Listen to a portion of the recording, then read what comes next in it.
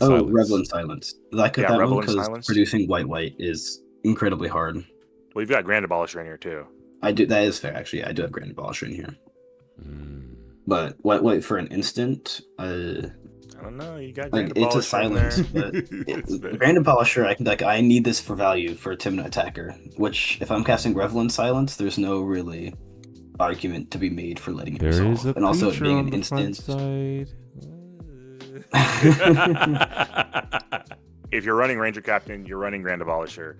There could be an argument for Revel in Silence as an instant Mhm. speed silence effect that can be used as interaction against your opponents and to protect your turn. What's up, y'all? It's Mhm. TTC, aka the ThunderConductor, and welcome to the first monthly Deck Doctors, your space to take your brews to the next level. With that being said, I am TTC, your MC, and our host tonight will be, well, of every Deck Doctors will be Mr. D Trove. Y'all give him a quick hand in the chat real quick. Appreciate it. How you feeling, D? I'm feeling good. I'm here to talk about some spicy decks and help some people out with a different perspective. So I'm excited to give some input. Let's do it, man. I'm excited to hear you out as well, brother. I'm not gonna lie, like hearing you just like in these last few weeks on our TC community days has been really, really awesome. Like you honestly, your brewing prowess is ridiculous, and I can't wait for the rest of the community and the rest of the YouTube world to really see it in action. But with that said, I'm gonna pass it back over to D Trove, and I will be handling the visuals. So go ahead, let's start off, brother. Yeah, so what we have planned today is we've got 3 decks submitted by the community, the TTC community, and they sent some forms in, and I looked through most of the decks, or all of the decks. I looked through all the decks and chose 3 to kind of review and talk about today. So we've got 2 decks that were kind of a little bit more similar to the meta a little bit, but still spicy enough. And we've got a special case at the end that we like that has a little bit more spice to it. It is, but we're going to go on ahead and we're going to start with Bissy Baxton's submission, Thras Vial. From their submission, Bissy Baxton is a very well-known member of the TTC community. I'm sure you all have heard him talk in the community days that he has in multiple videos, and is a patron also. So you know him. I have come to know him as a very prominent deck brewer. He's one of the leaders of the Kefka primer and the Kefka deck as a whole, and the Discord server for Kefka also. So it's definitely been around the block in the sense that, you know, he is a prominent member of the community. Going off of what his form submission says, this brew of Thras Vial is a turbo mid-range centric deck. It has all of the generic win cons: Underworld Breach, Thassa's Oracle, Mnemonic Betrayal, and he even checked combat damage too, which I feel is pretty interesting. Probably mostly because of the new card that's coming out from the Avatar: The Last Airbender set, Wang Shi Tong. There's probably a couple of interesting pieces in there for that. Obviously, some starting game plans is to establish mana dorks or mana rocks, draw engines, and potentially get off a key ad nauseum or necro, or use Rhystic Study. Let me know if I'm moving too quickly or anything like that. You fantastic, brother. Keep on going, brother. Okay, gotcha. So all the stuff that we already know about cEDH. So I just want to get a little bit deeper into what Bissy is struggling with this deck for the time being, and I'll use his words exactly and read it off to you guys. So on the form, I have the question: what is your deck's biggest weakness right now? What Bissy said is, green means that I am playing more cards to the board, having a more telegraphed play pattern. That third win condition is up in the air. There are several to choose from. It is a matter of choice of infinite mana condition that layers neatly with Grixis core, yet can also shore up weakness of storm decks. So from what I can tell is that Thrasios and any Thrasios X deck that you might be piloting or you might see, if it's not going all in on the Cradle Farm stuff, it is typically struggling to figure out how far into one side of the partner pairing it's trying to go into. So the most prominent case is Thrasios Tymna. Do you go further into the Tymna game plan, or do you go further into the Thrasios game plan? And I have some unique opinions about this type of issue that Thrasios X pairing commander decks have to go through, in the fact that if you're not doing the Rog Thras game plan or the Dog Thras game plan with Yoshimaru, it becomes a little bit harder to work with Thrasios in the command zone because it requires so much on the board presence. You know, your creatures, your cradles being, you know, having enough creatures on the battlefield for your cradle, using your tutors to tutor up for specific creatures. It's very on the board and very, like Bissy says, it's very well known. Like, people know what you're doing. Unlike in most Grixis shell decks, where, you know, the commander could be helping the game plan, but it's not really integral to how the rest of your 99 is going to go. So what I have to say to this is I thought a lot about this deck personally after the bans happened and after Tymna Thrasios got some more popularity. And it always confused me that people jumped over to Tymna Thrasios and kind of left Thrasios Vial alone. And it kind of saddened me a little bit, because this deck runs all of the best win cons in cEDH, but it just doesn't have access to white. So to just blatantly resolve, at least in my opinion, to help Bissy Baxton in this case, I think personally you lean into the strengths or you lean into one side a little bit more. Thrasios Vial Smasher, I think, is a better deck if you lean in a little bit more into Grixis and what Grixis has to offer than really the Thrasios game plan. Arguably, I would say that maybe you could probably not use Seedborn Muse. That's a little bit of a spicier take. I know it's a very, very powerful spell to have with Thrasios on the board, but Seedborn is only really ever going to be used as a spell that you pay 5 mana into and you pass the turn. That might not necessarily be something that you want to do. So my bad, D, for cutting your flow. One quick question that I just wanted to throw out there for the newer people to see cEDH is, you've been throwing out a couple terms that I think are really important for people to understand, notably Cradle Farm and what you mean by more like Grixis-based wins or Grixis leaning. Could you break both of those terms down for us? Yeah. So Cradle Farm is a popular style of play that usually revolves around Thrasios. So because Thrasios is a mana sink, or a creature that you can dump excess mana into to gain value with, people have seen that if you go all in on the Thrasios game plan with the land Gaia's Cradle that taps for increased mana depending on how many creatures you have. If you have more creatures on the board, that land taps for more and more mana. And with that more and more mana, you can dump that into Thrasios to look at the top card of your library and either put that on the bottom or draw a card, and if it's a land, or reveal the top card. If it's a non-land, you draw that card. If it's a land, you put it onto the battlefield. So that's kind of the antithesis of Cradle Farm. And the popular decks that are doing the Cradle Farm game plan are typically Thrasios and Rograk, which Rograk is a 0-cost commander, which helps feed Cradle a lot more. And with access to having a 0-cost commander in the command zone, turns on a lot of the free spells that we use in cEDH.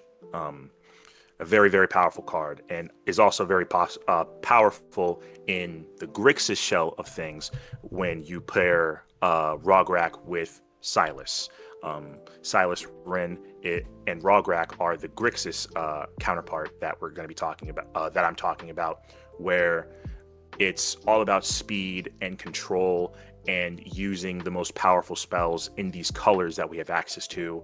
The fast spells like Ad Nauseam, like Necropotence. These spells are prominent members of every Rog Silas deck, except for Wrong Sai, which is a deck that plays a little bit more of a controlling game plan. But a Grixis shell is kind of just like all the best cards that pretty much almost the most popular cEDH decks have access to, that they allow for the best win cons at this moment.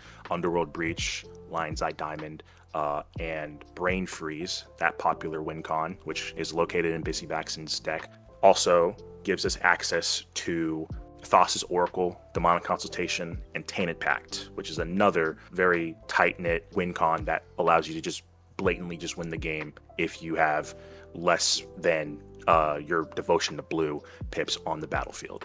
So in Bissy Baxton's case, this is a deck that is very leaning heavily towards Grixis than it would Cradle Farm, because you have access to all of these spells. Not saying that Thrasios Vial can't Cradle Farm, but there are better decks, or better partners, I will say, with Thrasios that can do the Cradle Farm much better than Thrasios Vial, or than Vial Smasher. I dig that and agree 100%. So with that being said, keep on flowing, brother. I had a couple questions I want to ask, but I want to keep flowing, brother. Yeah. So pretty much what I'm getting down to is that I wouldn't invest too much into the Thrasios game plan, because there is imagine Thrasios X decks is kind of like a gradient. So at one end you have the Rog Thras decks, you have Yoshimaru Thrasios. Those are your definite 100% going to be Cradle Farm decks. Yeah. On the other end, you've got Tymna Thrasios and Vial Thrasios on one end, where they are more akin towards a blue farm deck that's a little bit more heavier in the mid-range, casting more non-creature spells and stuff like that. But you can kind of, arm with that if you want to, Cradle Farm with that, but it's a little bit harder. And then kind of in the middle, you've got things like Thrasios Tevish, Tevish Zot, which is a very good token maker in the command zone, a Planeswalker token maker. So I like to think of these decks as kind of like a gradient. And when you're choosing Thrasios 4-color pile, I believe it becomes a little bit harder to justify, in most cases, the Cradle Farm stuff. It becomes a little bit harder because it's so on the board and it's so creature dependent and dependent on playing your creatures and putting them on the board and overwhelming your opponents with creatures and tapping Gaia's Cradle over and over again with a multitude of land untappers and things like that. So when you start to build a Thrasios 4-color pile and you start implementing cards that are just generically good for your color pie, but then also trying to implement cards that are also good for the Gaia's Cradle untapping and Cradle Farm stuff, you become good at both, but a master of none. And it becomes very difficult to fluctuate between those two. So personally, I have not played Thrasios Vial that much since the bannings a year ago for Dockside, Mana Crypt, and J-Lo, Jeweled Lotus. Dockside was a very prominent card in this version of Thrasios because of its ability to produce a buttload of mana and be able to be looped with a multitude of different combo pieces. But because of that ban, people kind of looked away from Thrasios Vial Smasher and moved on to Thrasios Tymna for the most part, or Rog Thrasios. So, getting back to what I was talking about, Seedborn Muse is 100% a Thrasios card. If you did not have Thrasios, you would not be running this card in most cases. Even most Kinnan decks nowadays are starting to cut Seedborn Muse and focus more on things like Rhystic Study and just being able to produce a buttload of mana. So it really shows that Seedborn Muse, while a very powerful card, insinuates the game plan of paying 5 mana into this creature, fighting over it, because people are just not going to let you have this creature most of the time unless they're completely tapped out, fighting over this creature, using resources, and then passing the turn, and then hoping that you can accrue the most value going back into your turn. Gotcha. Really, at most, I think the card Training Grounds is probably really the only Thrasios card that is specifically tied to Thrasios that I think I would consider, because of how cheap it is, because it is also a blue spell, and because it is actually still pretty good to have a reducer in the deck. Most people want to say that probably Biomancer's Familiar is another good option, but I think just sticking to Training Grounds as a cheap investment that doesn't require too much setup for yourself is adequate enough. That's kind of my game plan. And actually, I see that Bissy just joined us too, and we're just talking about his deck. What's up, Bissy? Bissy's actually requesting to come in, so actually, I would love to bring him on stage. What do you think about that, brother? That's fine. Yeah, I'll tell him. I'll tell him the cliff notes. Tell him what I got cooking right now. All right, come on. Go and request one more time, Bissy. We're gonna bring you on stage, brother.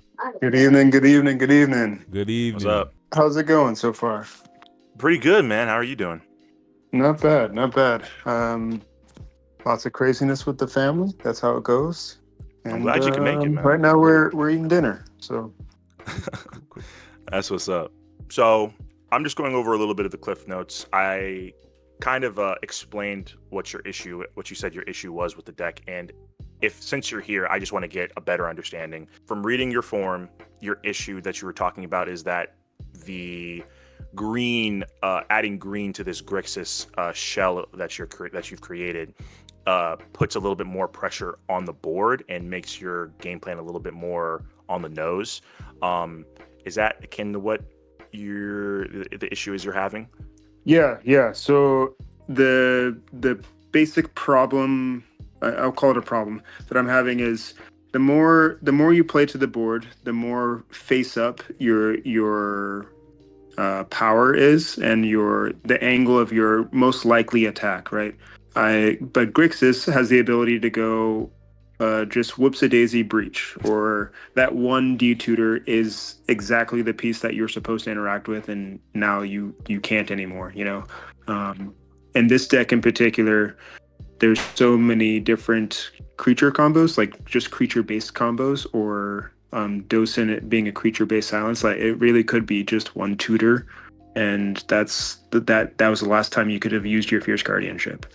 That being said, with all of these pieces on board, it's much easier to see when I'm coming with a punch and when I'm not. That's been both a problem I'm trying to solve as a brew, but also a problem I'm trying to solve as a pilot, and kind of one of the reasons why I brought what I believe is a rather developed deck to this deck doctors, as opposed to something that like was fresh and new. This is a deck that this commander pair is how I learned how to play Grixis. I started. This was my first Grixis pile. I'm glad Does you that can kind of make make it. sense?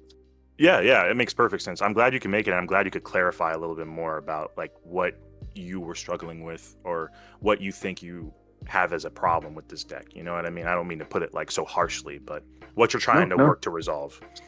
Yes.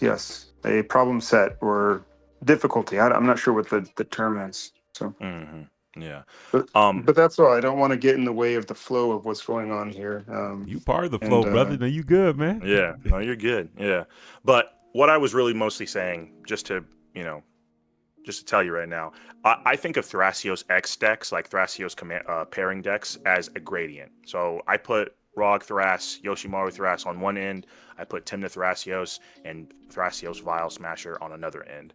And I kind of put Thrasios Tevish in the middle. One end of the gradient is very heavily built around the Cradle Farm. The other end is built a little bit more around good stuff. And the distinction that's really important is that the Cradle Farm decks are usually 3 colors or less, while the good stuff cards with Thrasios in the command zone are 4 color piles, right?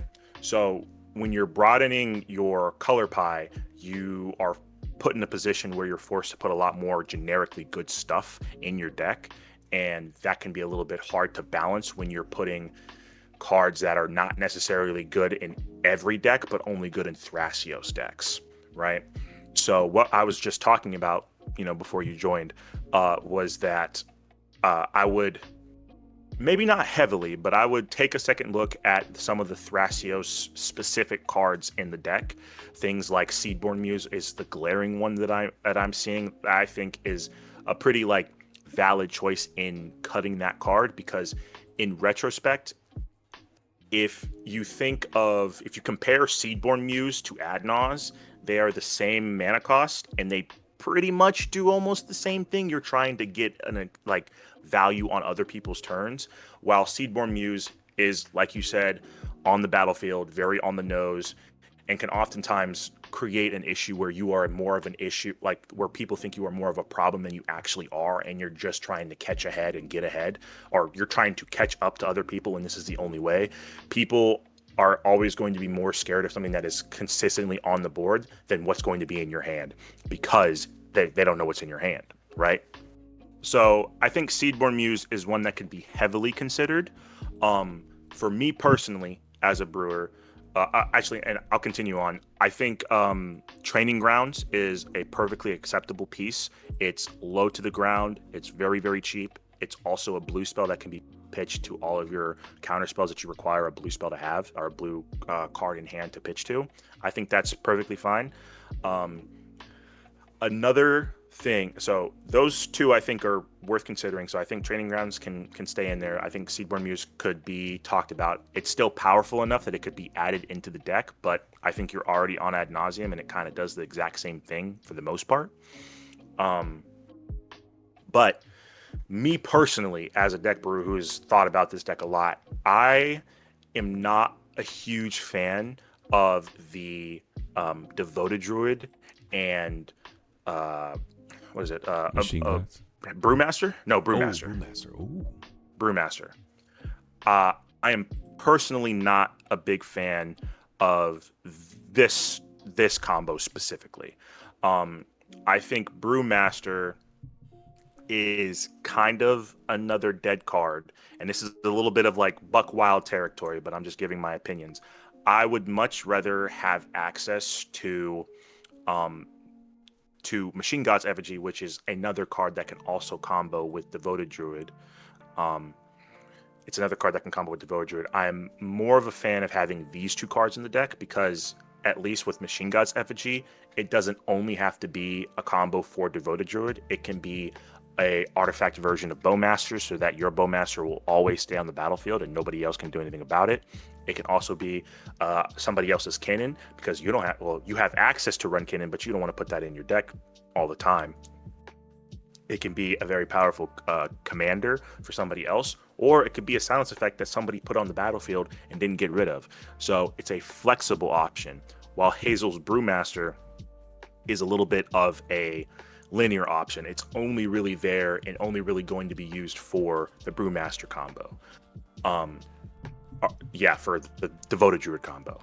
Now, the counter argument for that, to keep Brewmaster in, for me personally, would be if you were to add Survival of the Fittest. If you're on Survival of the Fittest, I think then you would 100% be on Brewmaster. But for this purpose, a little bit more of a spicier take, I'm more of a fan of just running Devoted Druid and Machine God's Effigy. And obviously Survival of the Fittest is powerful because you are able to discard Devoted Druid to go get the Hazel Brewmaster and then cast the Brewmaster, targeting the Devoted Druid in the graveyard to make a food copy of Brewmaster, or a food copy of Devoted Druid that doesn't die due to its activation to make infinite mana. Quick question. Also, my apologies, brother. I didn't want to cut off your thought. Was that a change in port? Can I throw this question in real quick? Like, one more thing too. Go ahead, brother. Going to the Machine God's Effigy and Devoted Druid combo too, it doesn't limit you to only green mana either. There are some rare cases where you are attempting the Brewmaster combo and you are limited on the amount of colors that you can produce. And to have access to a combo that produces the two colors you would need to be able to cast Thrasios again is something to consider also. While Brewmaster and Devoted Druid is strictly a creature combo, so it's harder to interact with, but it only produces the green mana. So, very quick question. We got from audience member Azzy again. With the inclusion of Cabbage Man, does that give more justification for Brewmaster and cards like Gilded Goose than the list ? And also, I wanted to add in a second question that with the recent printing, I forgot what it was called, but it's a new Survival of the Fittest card, but it's on a 3-mana body. If someone in the audience knows it, it basically says when you ETB, discard a creature and then search for a creature, and then it says pay 1, tap, untap a target permanent. Does any audience remember this previewed card? Yay, nay, is CDC crazy? I know what you're talking about. I don't know the name of the card. Okay. I know what you're talking about. It's coming out in Eldraine. It is, but I forget the name of the card. Yes. So those are the two cards. Both this Cabbage Man change your opinion on Hazel Brewmaster being a dead card on the list with that inclusion, like for value plays with Cabbage Man, and also do you think that if we're talking about survival, that additional card that's being proven, I'll find it quickly, does that get an inclusion within possible inclusion within the list alongside or in place of survival of the fittest? It depends on how deep we want to go to the Grixis plan. Because this is another case in which these cards are only specifically good. Oh, Bissy pulled it up in the chat. Thank you. The card you're looking for.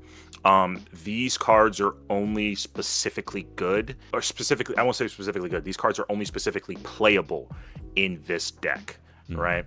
The Formidable Speaker, I want to say could work. My only worry is that it's more of a Thrasios card than a Grixis X green or Grixis with green card.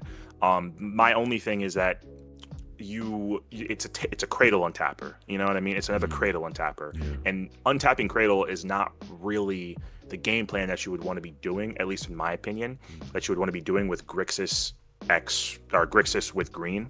I would much rather just lean into what green already gives me access to: creature tutors, extra ramp for consistent turn 1s and turn 2s, a couple of silence effects and a couple of specific interaction pieces, and Cabbage Merchant. I would just lean into those cards that are just generically good at almost every point in time. If you cast a Formidable Speaker and you don't have a Cradle, or you just have like a Talisman, or just like a Soul Ring is like nice and all, but it becomes like a Manifold Key, and I think I'd just rather run Manifold Key in this case. If I were to not run Brewmaster, that's a good the point. point. There's no even one ring. Quick question, just for clarity. I love doing these ones. So basically, what you're saying is that though Formidable Speaker and even Hazel's Brewmasters, I guess we can lump that one in, very strong cards for the Thrasios X plans that are, well, different conversation for the Hazel Brewmaster, but speaking specifically for the Formidable Speaker, that one's saying very strong card, awesome card for when you're doing the exact Hazel's Brews plus Devoted Druid combo. If you have both, like if you have the Devoted Druid in hand, you can go for the combo, but outside the combo, you have to ask the question for our list, what is it doing for us outside of that exact combo, basically? Yeah, that's where I'm getting at, because you're only ever going to be really either untapping specifically Guy's Cradle or trying to untap a Mana Rock, and I personally would just rather run Manifold Key in that spot instead, if that's what you're trying to do.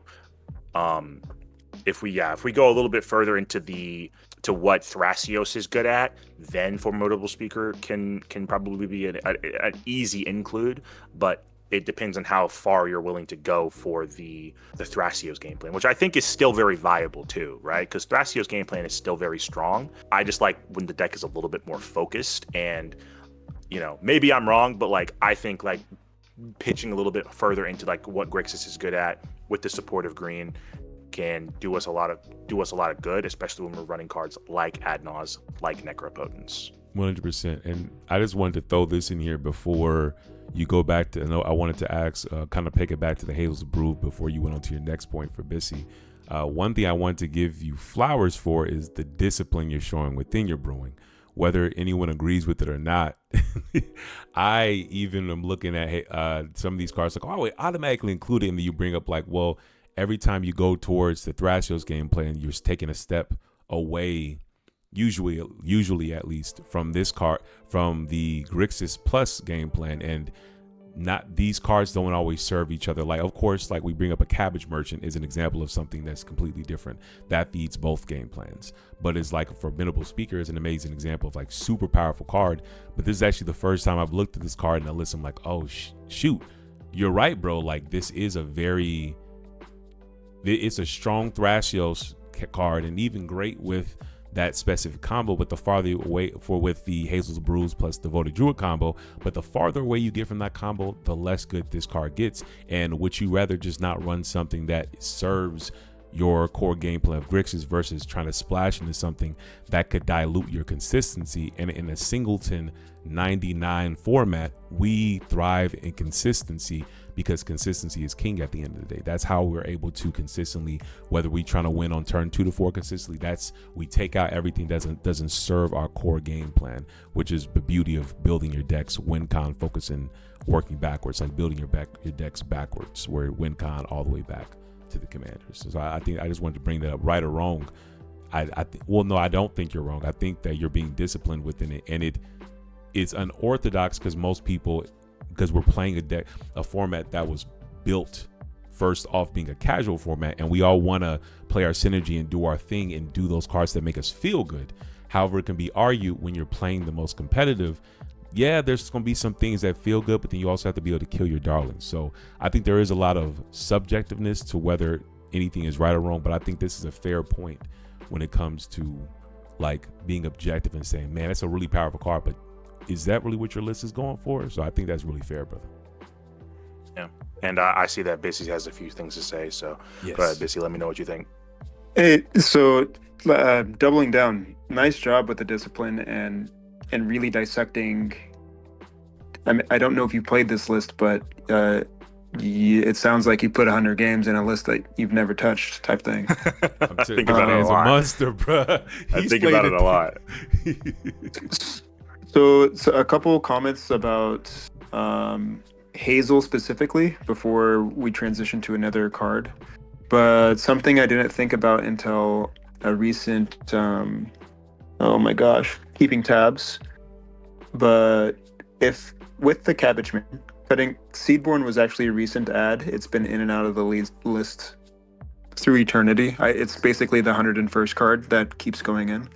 But with Cabbage Man, Hazel can come down and turn Cabbage Man tokens into Tinder Walls, which I do use a lot. Or what it can also do is it could turn it into many devoted druids, right? Which is overkill. But I do crunch my Birds of Paradise and my Deathrite Shaman quite a bit with my Diabolic Intent and my Calling the Weak. Because I don't like crunching Thrasios as much because I have 3 different pieces of commander-centric magic. Vial Smashers never cast, so this Deflecting Swap Fierce and Deadly Rollick I do rely on heavily as free pieces. So if it were a swap of Seedborn out, Cabbage Man in for basically accrued value piece, rather than a direct payoff like a Calling the Weak or a Necropotence or an Ad Nauseam, just like a value piece like a Rhystic Study or a Wanchi Tong. I wonder if the standalone value of Cabbage Man is worthwhile losing the standalone potential of a Hazel Brew when they could actually work hand in hand with each other, right? And then the second piece is one of the cleanest ways that I've put wins on the stack has been like a turn 1 or turn 2 devoted druid, and all I have is an Eldritch Evolution in hand, and then the next turn that 2 mana gets turned into 4 by tapping, untapping, and then tapping again, and I could Eldritch away my devoted druid directly into a Hazel, never making a land drop, an additional land drop, and then that's where I turned it into blue. Even then, with Manamorphose as a card in the list, I could turn Infinite Green into color pips that I need, and then on top of all of that, again, let's say I've fetched him properly, or let's say I don't have the correct mana source.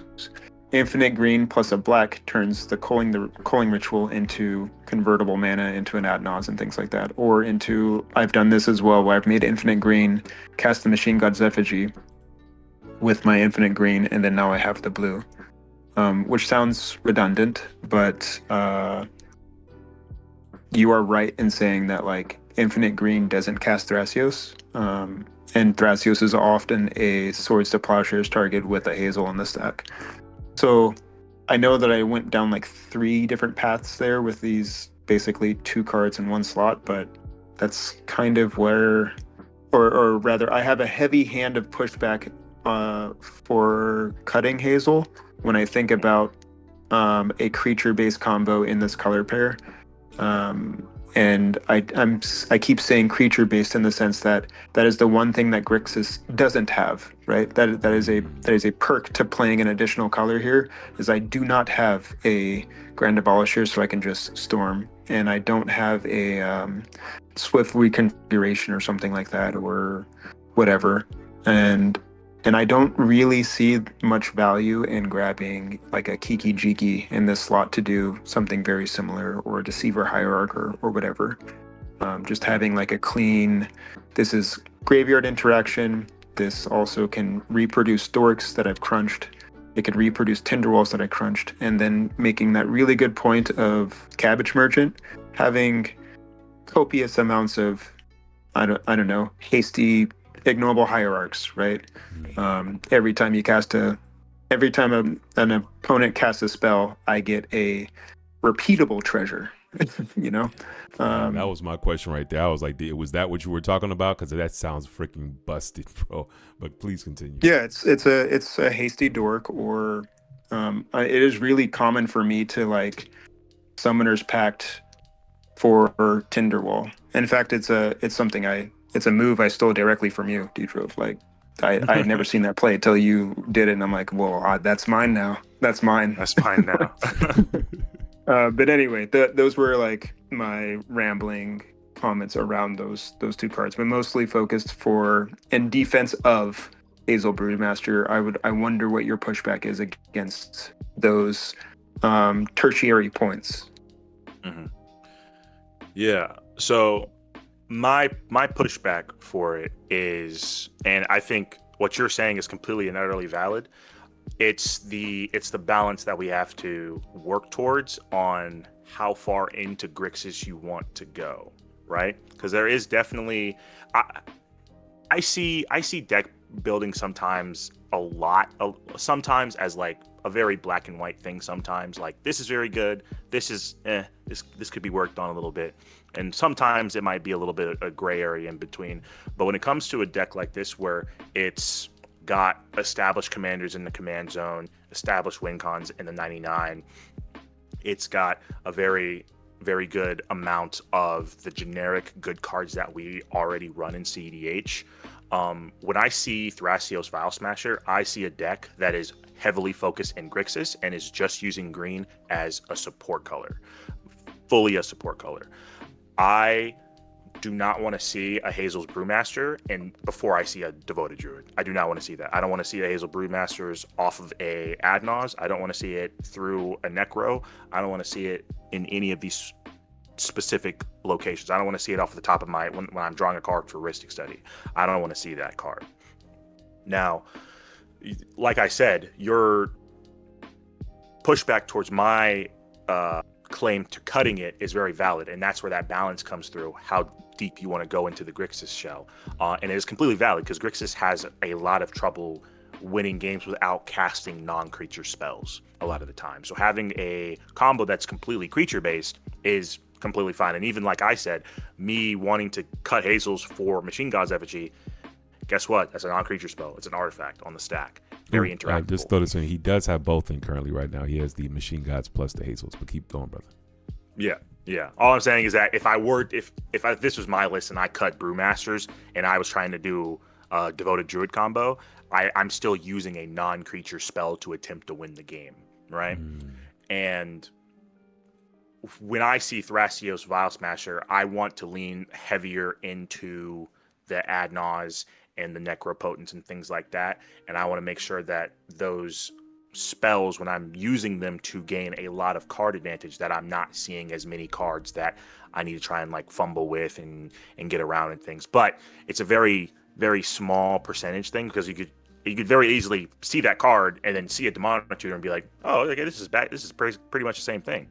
But I like to build my decks specifically when they're like this in that way, a little bit more hardcore focus into what Grixis already has going on because it's such a prominent color in cEDH, and I like to build towards that a little bit more. Not to say that there's anything wrong with green, but I like to use green as more of a full-on support color. So I like to use it like for crop rotation. I've always wanted to run Shifting Woodlands in a lot of my decks. It is one of my favorite cards, and to be on Shifting Woodlands, which you are on, to be on Shifting Woodlands, to be on Brain Freeze also, and to just have an abundance of green mana and then just target your Underworld Breach in your graveyard a repeated amount of times over top of everybody is something I fantasize a lot about.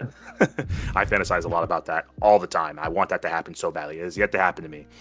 But it just comes down to like a personal thing. And plus two, it still kind of goes the Hazel's Brewmaster and Cabbage Merchant thing still heavily bleeds into playing on the board.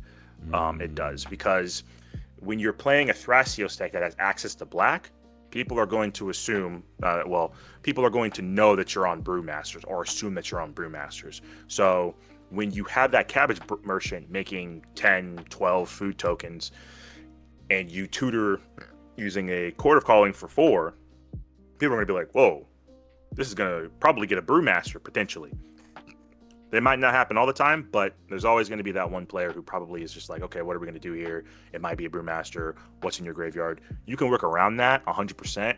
It is very powerful to turn all of your food tokens into like steroid powered mana dorks that can tap for almost, you tap 2 of them for any color, but then you can also tap 1 of them for a black, green, or red. And it's just like, or you have each of them be Deathrite Shaman and can exile any card in anybody's graveyard as long as you have mana for it, which they also produce you mana for. It's absolutely bazonkers. Yeah, it's crazy. But it plays a little bit more to the on the board thing that I think you're trying to avoid. But also, if you want to play that more like just accrue massive amounts of value thing, and that's a game plan that you're willing to do, that is completely valid. That is completely valid. And I fear the people you have to play against, or the people playing against you when that happens. That is a scary situation to be in. 17 Deathrite Shamans that can all tap for mana at any point in time is a terrifying statement. It's a terrifying board state I do not want to be a part of. That's real. At that point, you may kill the table straight off the second ability of exile target. You just start exiling instant spells from everyone's graveyard and draining people for 2 life each, or gain a bunch of life from hitting. There's not as many creature cards, but gain a bunch of life right before you go into a necro or ad nauseum to pump yourself up, because it's been a treacherous game. You pump yourself back up to like 25, 35, maybe more life, and like after that, it's like, how do you stop me? Type energy. You actually just taught me another line here with Shifting Woodland. Shifting Woodland can be a Hazel and then move to combat from there. I didn't think about it till you were talking about it. Yep. It is such a flexible piece. It's flexible piece, but to get it turned on, it takes a lot. It does, so it hasn't really worked the way that I want it to when I've been playing it, but I do think about this card a lot, and I want to put it in pretty much every deck that I have access to green with, just because it is an option, and people do not expect that option, and it does not happen enough, and that's where I want to be at whenever I'm building a majority of my decks personally. Yeah. Right on. The last layered piece I'd say with Hazel here is there's a gifts pile with Hazel. It's Hazel, Devoted, Machine God, Noxious Revival. You do it on the end step, and no matter what they give you, you have I think it was a 6 mana max, I believe. I someone here in this server taught me it. I didn't know about it before. But anyhow, when I think about cutting this card, and you've given me like 1,001 reasons to really go into the paint and think about this. It would be Hazel and Gifts would come out in together, right? And it actually makes me less inclined to play Cabbage. Weird. No, that's not true. That's not true either. Anyhow. When I cut Hazel, Gifts comes with it because there's no Gifts pile without adding other cards like Snapcaster and Reanimate, which I just don't want to do. You better say something, D? No, I'm just agreeing. I was going to throw in, there is technically, and I haven't thought this full, but there are Gifts piles where they leverage both Noxious Revival and Shifting Woodlands. I know that was a card you all were recently talking about, and I'm not sure. The only thing is not devotion, but what's the term they use for the delirium? That's a problem where it becomes more of a mid to late game combo, so it's less of a consistent early game Gifts pile. So we're talking closer maybe to 4 or 5 plus. But that is an option. But I am kind of with you that getting rid of Hazels does free up the slot for you to do something else with Gifts, if that's a bit of slot if you've been looking towards other things. But just wanted to throw that in the pie.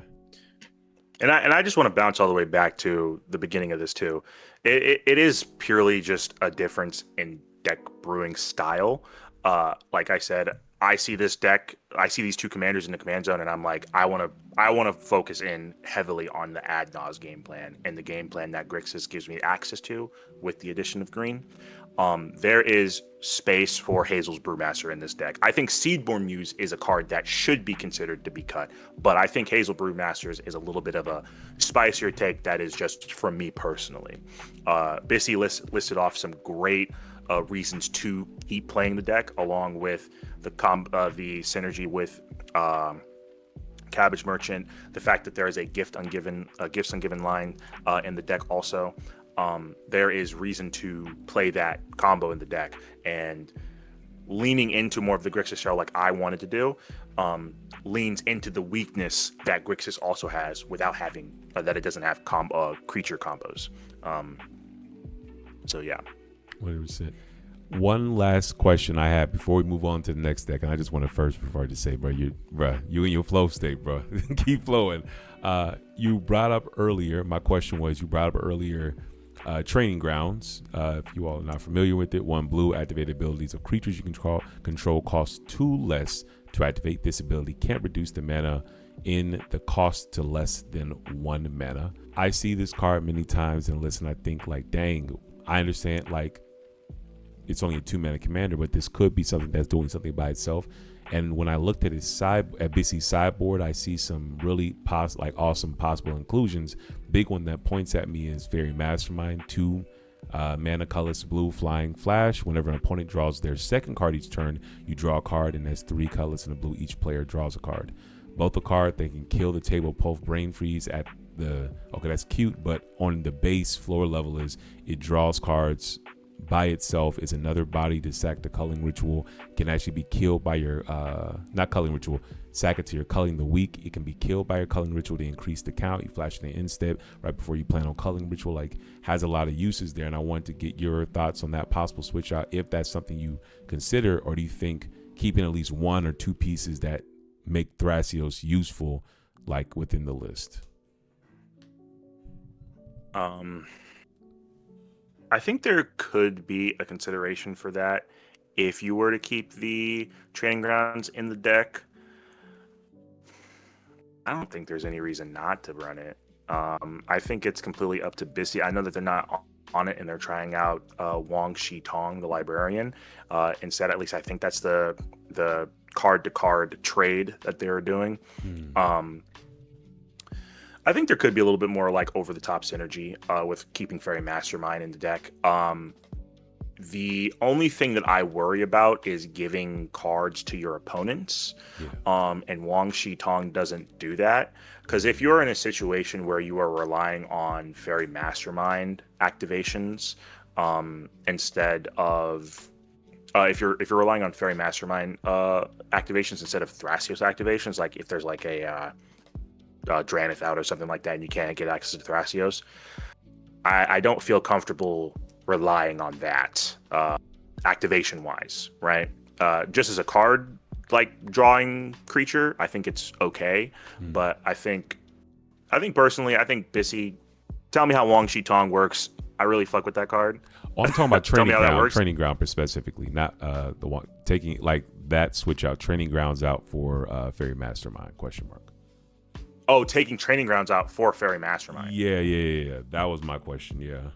I don't see why not. I think Training Grounds is a flexible piece in the deck that I would keep. I think that's the card that if something new gets printed or anything like that, or I'm realizing that Training Grounds isn't like really converting as well as I would like it to, like I'm spending too much mana activating instead of keeping my mana up to interact with people, I think that is a very comparable trade there. Yeah, I thought you were talking about like adding Fairy Mastermind in the deck to activate because it reduces the activation cost. That's what I thought you were talking about. My bad. No. If I said that, heck no. No.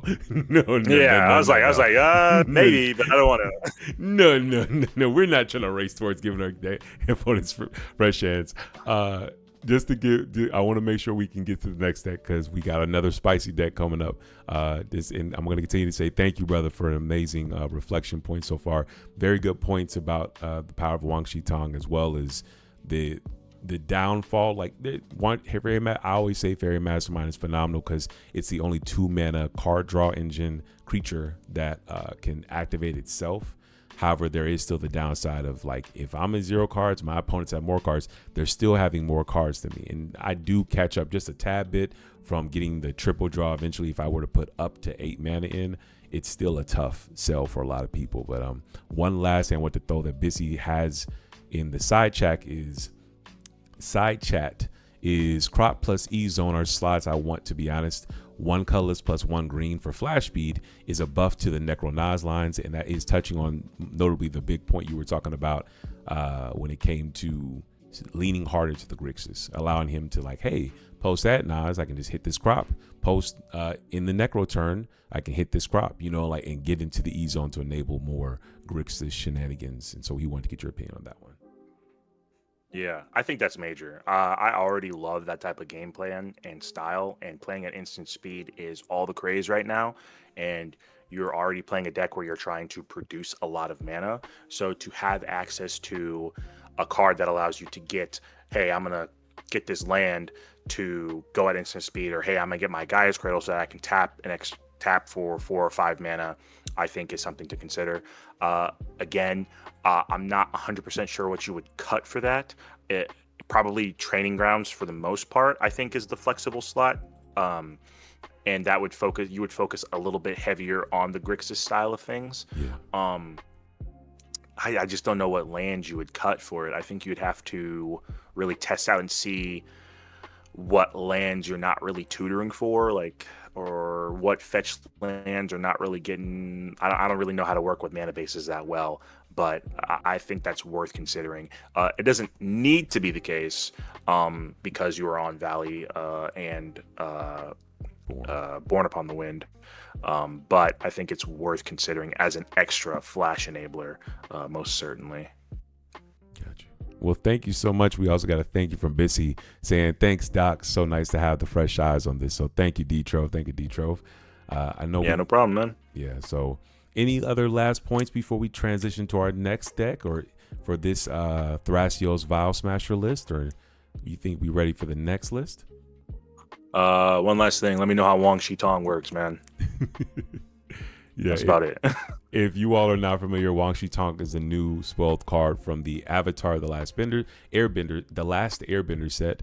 Wang Shi Tong, X, blue, legendary creature, blue bird spirit, flash, flying, vigilance. When Wang Shi Tong enters, put X +1/+1 counters on him, then draw half X cards, round it down. Whenever the opponent searches their library, put a +1/+1 counter on Wang Shi Tong, then draw a card. It's a 1/1 as its base stats, but then it grows as people draw cards. And so, yeah, definitely keep us updated on that, Bissy. All right, let's head over to this next list. Got a deck here with Rograk Tymna, which is a little bit, I'm not going to call it, it's a little bit of a head scratcher for me, because this is a deck with 2 of the most prominent commanders in cEDH right now, but not prominent enough together. So it's a very interesting deck. Are you cool with coming up to the stage and talking for a little bit, Alchemy, if you're there? What's up, brother? Yeah, this is what's going on. Tymna. This Yeah. is when I was like, so this came from, I built Roxai, and then I kept cutting counter spells because I'm greedy. It's like, wait, why am I playing blue? And I was like, wait, I could just play Silences and Grand Abolisher and Esper Sentinel. And I was like, oh, this seems like way more fun, and no one plays this deck. So I decided to make something, and it's been a lot more fun than anything else I've played. Mm-hmm. That's cool. That's cool. Yeah, this is a very interesting commander pair that I do not see literally at all. But if you are down, could you give me I have your form pulled up. Trying to find so you have a lack of counter spells as your biggest weakness right now for your deck. Yeah. I see that. And then is there any other kind of like issue or main issue that you are having with this deck right now that you can explain to us? The main problem is that this deck puts wins on the stack very easily. We have tons of density of stuff, tons of rituals, like just the most ways. I'm running tons of win cons. Getting them to stick and not just like eating one piece of interaction and having to wait 2 more turns to put another one on the stack has been the biggest problem. Okay. Let me pull up the win cons here. So you have the win cons noted as Underworld Breach, Infinite Mill, Infinite Damage, and Infinite Mana. So I'm just gonna get the main question I have for you out of the way right now. I know that you selected these two commander pairings because it's an interesting commander pairing that is not seen as much. I'm just gonna get this question out of the way. Have you seen or compared this deck list to any of the Dargo Tymna lists that have been topping tournaments recently? I have. I've been looking at a bunch of Targo tournament lists. I do know the Dargo Tymna is probably like objectively better. It wins a lot more. The problem I had with Dargo Tymna, and especially with goldfishing, is that the card quality is inherently lower because we're supporting Dargo that much. That doesn't mean the deck is worse, but I like when I'm opening hands and I'm seeing just... I don't ever have bad cards in these mulliganing hands. I like having these good mulligans where I'm seeing just good cards, and I very rarely have to mulligan that low, just because I'm not running random like rock stuff. And these Dargo synergies that only work with Dargo. Instead, I can just run the best Mardu cards in Jam. So I'm pretty familiar with going all in on win cons and ad nause and necro and stuff. I had a Wandering Minstrel deck that I hyper, and I mean hyper focused so much down to being able to convert off of ad nauseum and necropotence to a point in which I cut a lot of the mainstay cards that are popular in cEDH. And the thing that I realized when it came to that deck, where I was cutting a consistent amount of counterspells, I was cutting things like Smothering Tithe. I thought about it every day, cutting Rhystic Study, because I just hated seeing that card, and casting that on turn 2 means that I'm already losing the game because I'm so far behind. I should be attempting a win and not casting Rhystic Study. I see a lot of similarities between the deck that I built then and between your deck. With the fact that it's very easy to produce mana, you have access to some specific type of quote-unquote counter spells or silence effects in your deck, but to letting those things stick, I think in this case, it comes down to a little bit, maybe like play style wise, right? Mm-hmm. A friend of mine, D-Mage, a very prominent member of the community, of the cEDH community, had told me one day that Turbo isn't necessarily all about winning as early as possible. It's about winning from practically nothing, right? And that's what you do in this deck for the most part, is you accrue a couple of little mana rocks, you're just like, okay, I'm just gonna chill. And then next turn you cast a single ritual and you're casting an ad nause and you have 35 cards in hand and you're attempting a win, right?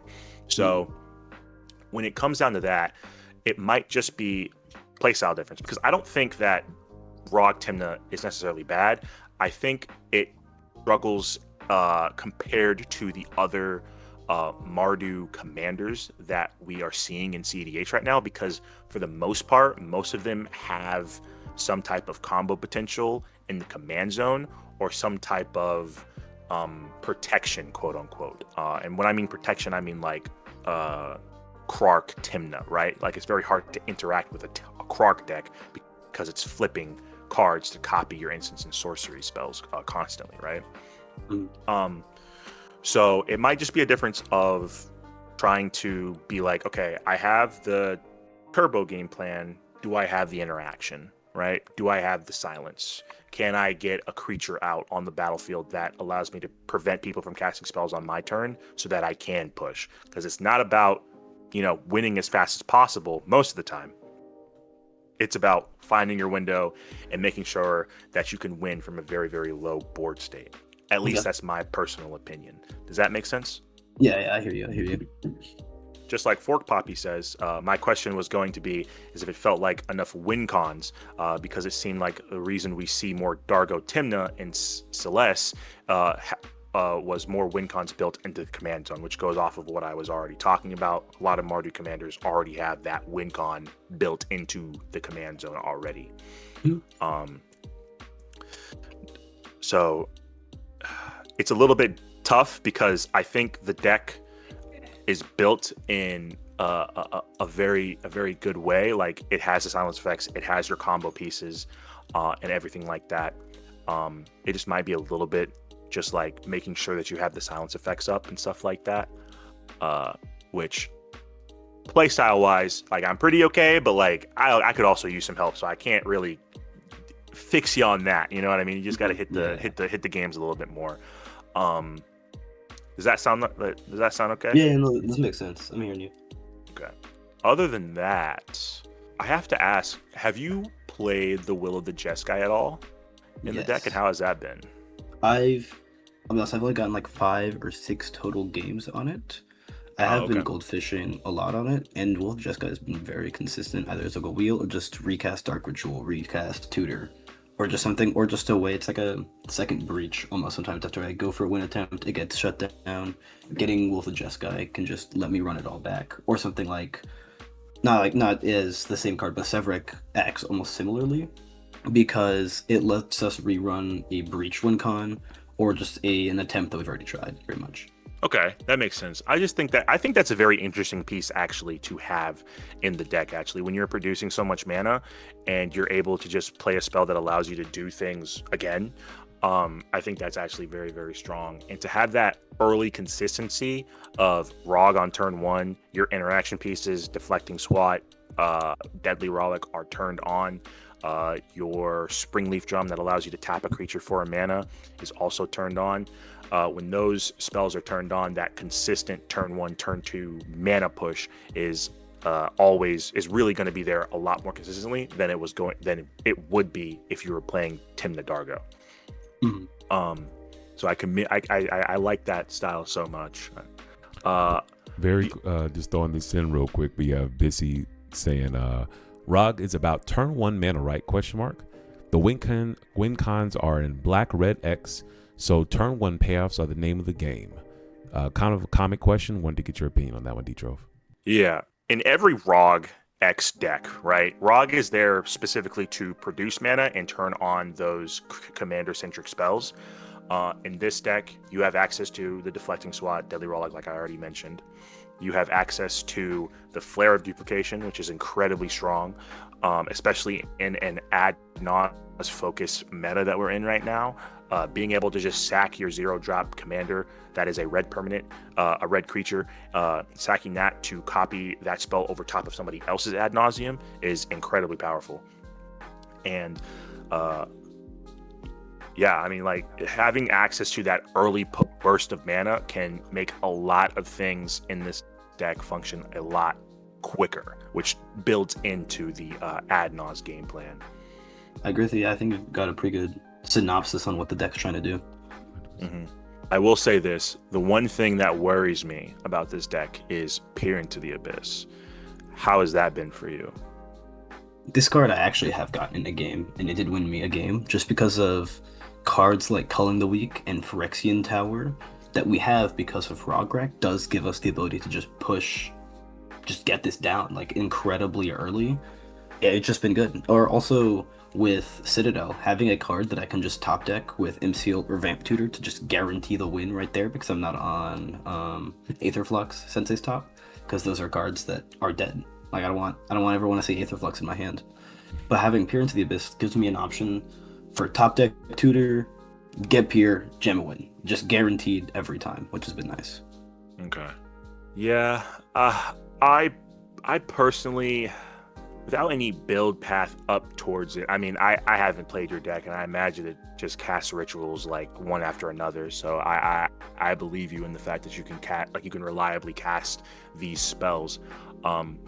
But my only worry is because you're not running things like maybe like Hoarding Broodlord or specific spells that allow you to cheat these things out easily, that you're using your rituals kind of like when you're going all in on a spell that costs too much, right?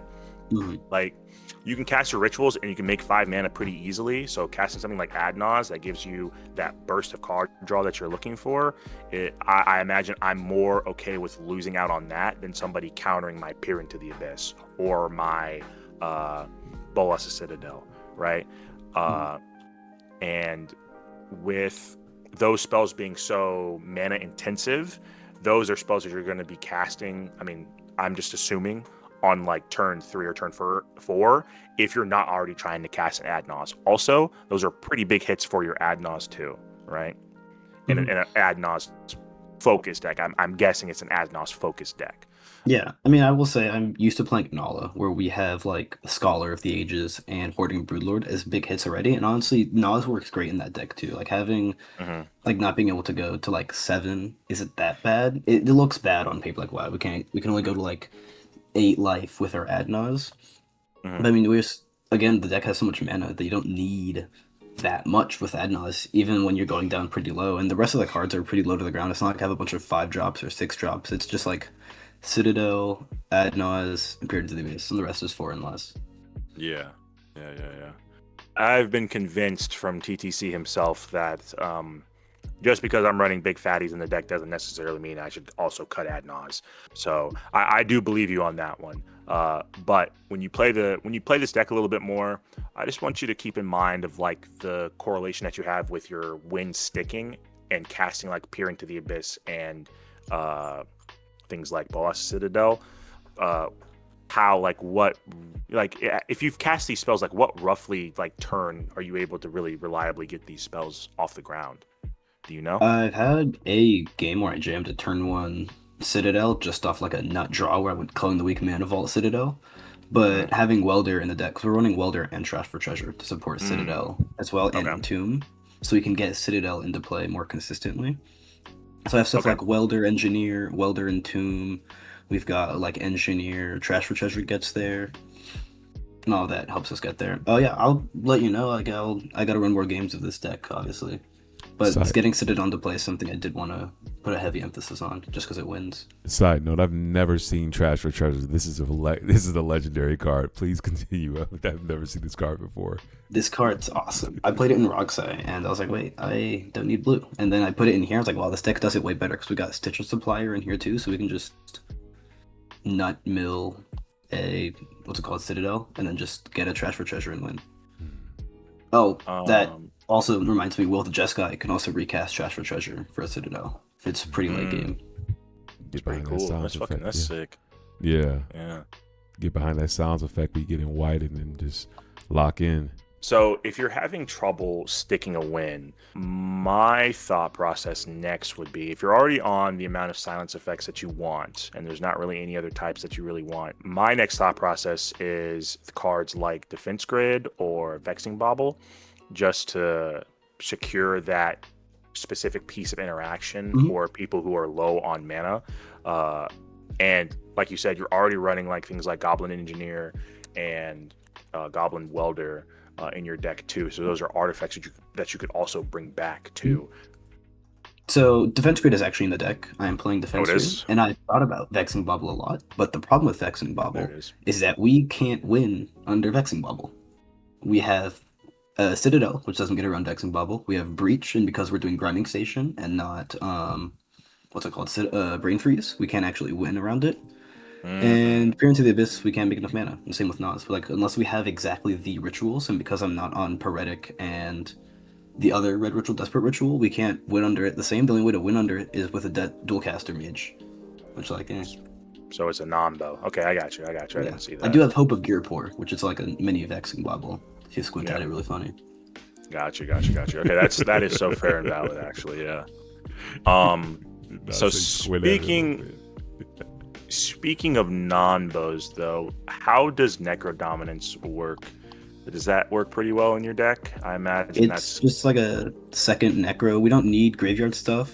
Like, we can always just Necro for Dualcaster. Like, the main thing is Dualcaster when we're running Necro Dominance, but this deck can win without it. Like, just getting a bunch of mana and Chance for Glorying, and we can also just Beseech the Mirror, a Necro Dominance, if we draw into it, to then retry a Breach line. Not retry, but just go for a Breach line or any other graveyard lines that we run. Slam it, turn 1. Yeah, very cool question I want to throw in from Joe S. How good is Chance for Glory in the deck? Question mark.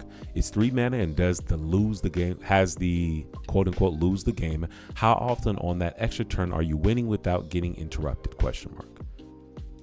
I've actually seen Chance for Glory, or not Chance for Glory, but I've seen Final Fortune, which is effectively the same thing, just with less white in it.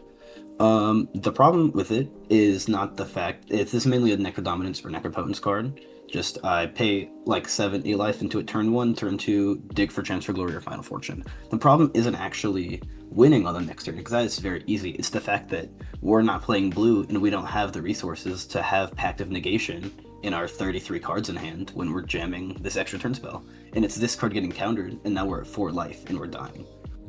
Because of the fact that we don't always have enough interaction to just protect this extra turn spell that Roxai can, because it has Force of Will and Fierce and all these other free counter spells that they can hit off Necropotence or Necrodominance. Now, I see that you're also not running things like, I mean, correct me if I'm wrong, I don't see Red Elemental Blast, Pyroblast. I don't see either of those spells in a pretty red-heavy deck.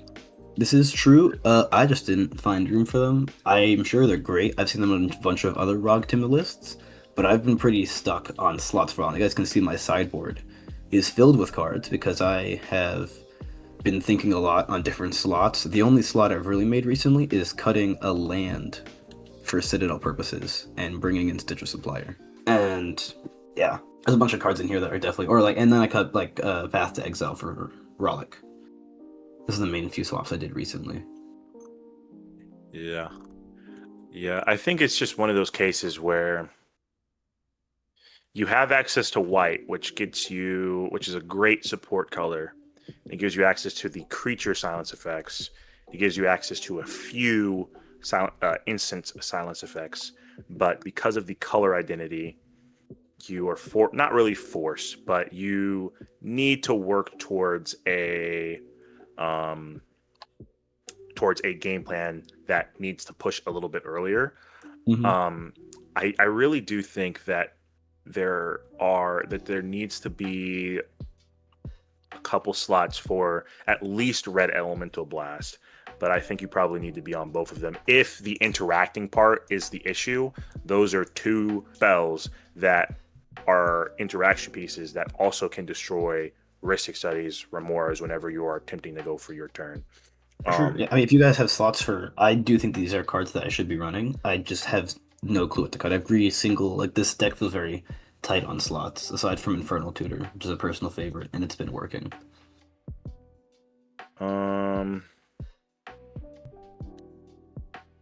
Damn, 24 lands, Jesus. Okay. Yeah, that Bolas land base always be kind of like hee hee. Yeah. If I were to cuts. I'm gonna start throwing some cards that you D-Trove. Just would love to get your opinion on, and if I hit a touch point, Alchemy pushback, please. First one that popped out at me, not because of lack of power, but just looking for things that can hit both permanents and spells in the stack, is Soul Partition. Very powerful when you lay that ground down, but when looking for ways to be focused on our game plan, Red Blast being able to hit things on the stack and on the board seems very powerful in comparison, and also the 1 mana versus 2 mana. That was the first one I went to throw on you too. I think Soul Partition is probably pretty good. I originally had it in, you guys know, Sonny, I believe. He played Rock Tymna a while back, and he said this card was pretty good and told me to try it. I haven't seen it come up yet in a game. I'm fine to swap it with a Red Blast, just because, like, Red Blast can counter a counterspell, which is probably much bigger than hitting a Ristic. It also does that too. Yeah. Yeah. I think that's a good swap, actually. Yeah. Another one, I'm going to throw this to you all. I know you brought up Infernal Tutor, but I just want to ask if a tutor count had been made for the list, and if you ever feel like you have room to maybe slide on a tutor just for a little bit more resiliency for the tutor package you have currently. So the first one I looked at was Demonic Council and Infernal Tutor as questions, just to throw it to you, D-Trove, and also to One Alchemy. I'm done to let D-Trove go first, because my experience with these cards have been all right, except for Infernal Tutor, which has been online every time I've seen it somehow. Yeah, I'm quiet here because I'm contemplating, because I haven't seen this card. I'll just for those who are not familiar, because I've never played this card either. Infernal Tutor is a colorless and a black, just like Demonic Tutor, but just a wee bit differently. Sorcery speed: reveal a card from your hand, search your library for a card with the same name as that card, reveal it, put it into your hand, then shuffle. but then it has an additional ability called Hellbent. If you have no cards in hand, instead search your library for a card, put it into your hand, then shuffle. So you need to be Hellbent in order for it to become a demonic tutor. Personally, comparing these two, I think these fit the same margin. I think there's room for both. In your case, because you like using the Infernal Tutor, I think probably Demonic Council needs to be cut. I'm more of a Demonic Council fan, but I don't know how. I mean, it's a turbo deck. You're casting a lot of rituals. A lot of those rituals are going to be instant spells, so I don't know how consistently Delirium is going to be turned on for you, which is my issue. So if Infernal Tutor has been working for you more consistently, and you've been able to maintain that Hellbent status so that you can actually tutor for a spell, I think you could probably make a cut for Demonic Council. I do like the idea of Council because the times I've been playing it, I've been obviously it's just not obviously, but Demonic Council hasn't been on for me as much as I'd hope it'd be. And the one marking point on Infernal Tutor that I will say is that this plus LED does the same effect as Demonic Tutor, where we play LED, play Infernal Tutor, crack LED, get Breach, and win. Now that's but hot. Council has not been online a bunch. That's so I do hot. like the idea of cutting Council. Okay, yeah, I see. I did just do a quick tutor count just to throw this at you all real quick. I did see 13 tutors. I may have miscounted, maybe 14, but I'll recount before I lock that in. But I also want to throw another card for you all to chew on. Just question mark, Guild Artisan for the audience. That's a colorless and a red. Legendary enchantment, background, creatures, commander creatures commander creatures you own have whenever this creature attacks a player. If no opponent has more life than that player, you create 2 treasure tokens. Just want to throw that one as we look for a spot for Red Blast and Power Blast. I think this is gas. I think this is a reason why you would run Rog Tymna, because it's commanders, it's plural. So both Tymna and Rog will get access to that ability. So if you are able to swing into opponents, meet the requirements for what the enchantment is asking for, you're able to make upwards of 4 mana for attacking with Rog and Tymna. Just attacking, I'm pretty sure, right? It's just attacking. You don't have to deal combat damage. It's just attacking. Gotcha. Cool. Honestly, I'm down with the 2 that you guys suggested. I think those are good cards. Not good cards, but good cards to cut that definitely allow me to run more protection in a list that very desperately needs. Them good old vegetables. No one wants to see them, but yeah. Some more broccoli to eat is I'd really take a look at Necrodominance, and from how you've spoken about it, from the few times that you played it, it hasn't been a hindrance to you. The fact that it exiles immediately, so I would just keep an eye out for that too. It worries me a little bit that it's a little bit of a non-bow with your Underworld Breach package, but if you are comfortable with having access to both of these spells, Necropotence and Necrodominance, in your 99, and you feel like you can pivot very well with the Necrodominance out, that's just you're a better Necrodominance pilot than I am, for sure. Here's the one thing that's been keeping me going with Necro is I got suggested to this by a friend a while ago, is on the first turn you have it down, it's like a turn 1 or turn 2, you pay 2 plus the maximum hand size, and that's just been helping me get there all the time. So if you have Necro out, it's 9. If you have Dominance out, you just pay 7. And then, you just gem one after that, and this just works. Okay, wow. We got to talk to our local resident mathematician, Daryl, to see what the math is behind that. Because if it works, that means he knows an equation to make it work. Very quickly in the chat, just for D-Trove and One Alchemy, we have Azzy saying, how do you play around silence on your extra turns? I actually might know how to get around this, purely because of somewhat tech. We do not have E-Zone in the deck, which would help with this a lot, but what we can do is that if we have access to Flash, maybe Praetor's Grasp for Born Upon a Wind, or we have a way to win at instant speed on the end of our turn, you can Necrodominance or Necropotence respond, or it's only Necropotence, but you can respond to the discard triggers of Necropotence, and during that stage of cleanup, the silence effects have ended. I think he means specifically on the extra turn effect. So let's say you do the Final Fortune, you go down to 5 to 7 cards in the upkeep of your final turn. As you wanted to know, how do you play around the silence on your extra turn? Considering the fact that we don't have counter spells that can hit silences, I suggest praying. But there's not a whole lot you can do, honestly. Like, if they have it, they have it. If they had a counter spell, they probably would have done the same thing, considering the lack of interaction the list has. Because we can't Deflecting Swat of Silence unless it's Orm's Chant. We can't stifle a Ranger Cap trigger. We just have to... If they have a Ranger Cap, you just don't jam, I guess, is my best advice.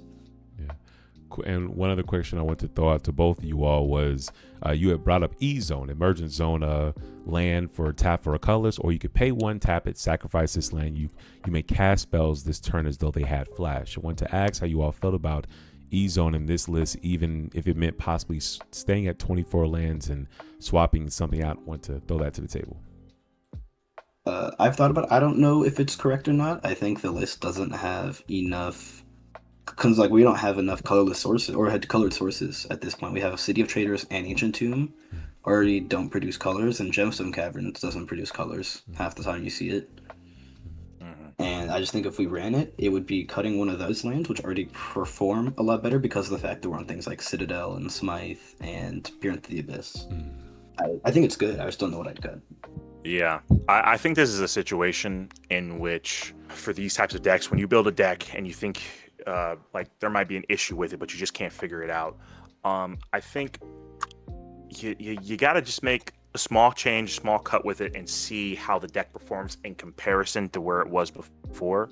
If there are any cards in the deck that you feel like it was pretty weak this time, let's just switch it out for a couple of games, see if we can tutor for it intentionally, depending on what type of card it is. Obviously, go for it intentionally, see if that card would help you in your games, and compare it to how your games were before you made those changes. Because from the sound of it, it's a deck that you wish you could play 150 cards in. You know what I mean? Oh, wow, I've never heard that. That's a good analogy, my guy. It's really good.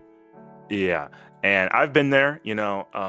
But if you keep getting walloped over the head with counter spells, eventually you're gonna be like, okay, I'm sick of this stuff. I'm gonna put these other cards in. So just keep that in mind.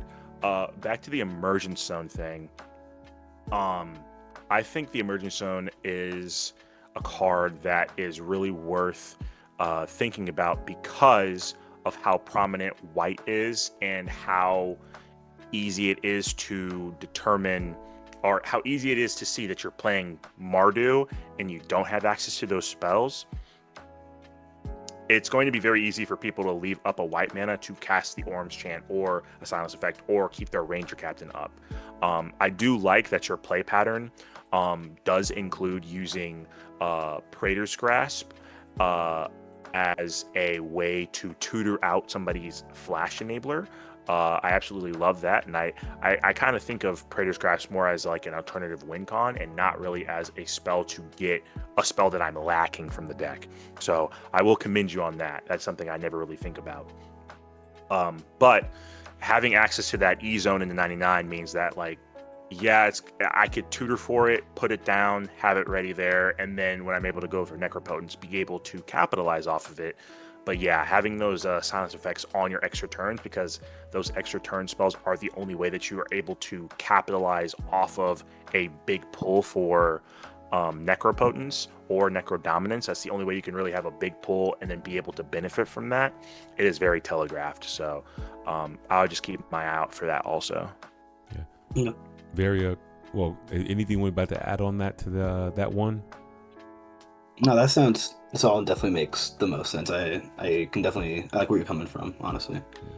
Once very quickly from Bissy Baxton says, there's no line in Mardu without E-Zone. I don't know if you meant instant speed line without E-Zone. Notably, he did bring up that Mardu Celeste.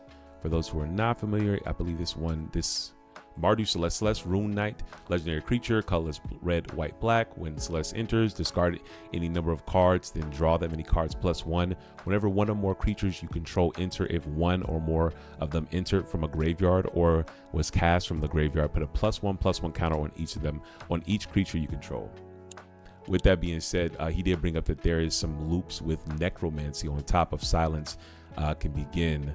Notably, there's that, and I wanted to also add in, I know D-Trove quickly slid past it very earlier, but stuff like Hoarding Brute Lord in that framework that can be used in. I know there's lines where you can do Entomb Shallowgraver, Entomb Necromancy to be able to convert that into Abdel Adrian to be able to do infinite OBM triggers. Now that includes much more dead cards, and I like your mindset is like, nah, bro, I'm not trying to see even the Aether Flux Reservoir, so I don't think that fits the brewing you're going for. But with all that said, I do think the E zone, as you continue to play, like how Detro's been saying, just kind of keep that in mind. And also we have another question from Jin saying, given the amount of artifact sack outlets, would Treasure Nabber have a possible home here? Question mark.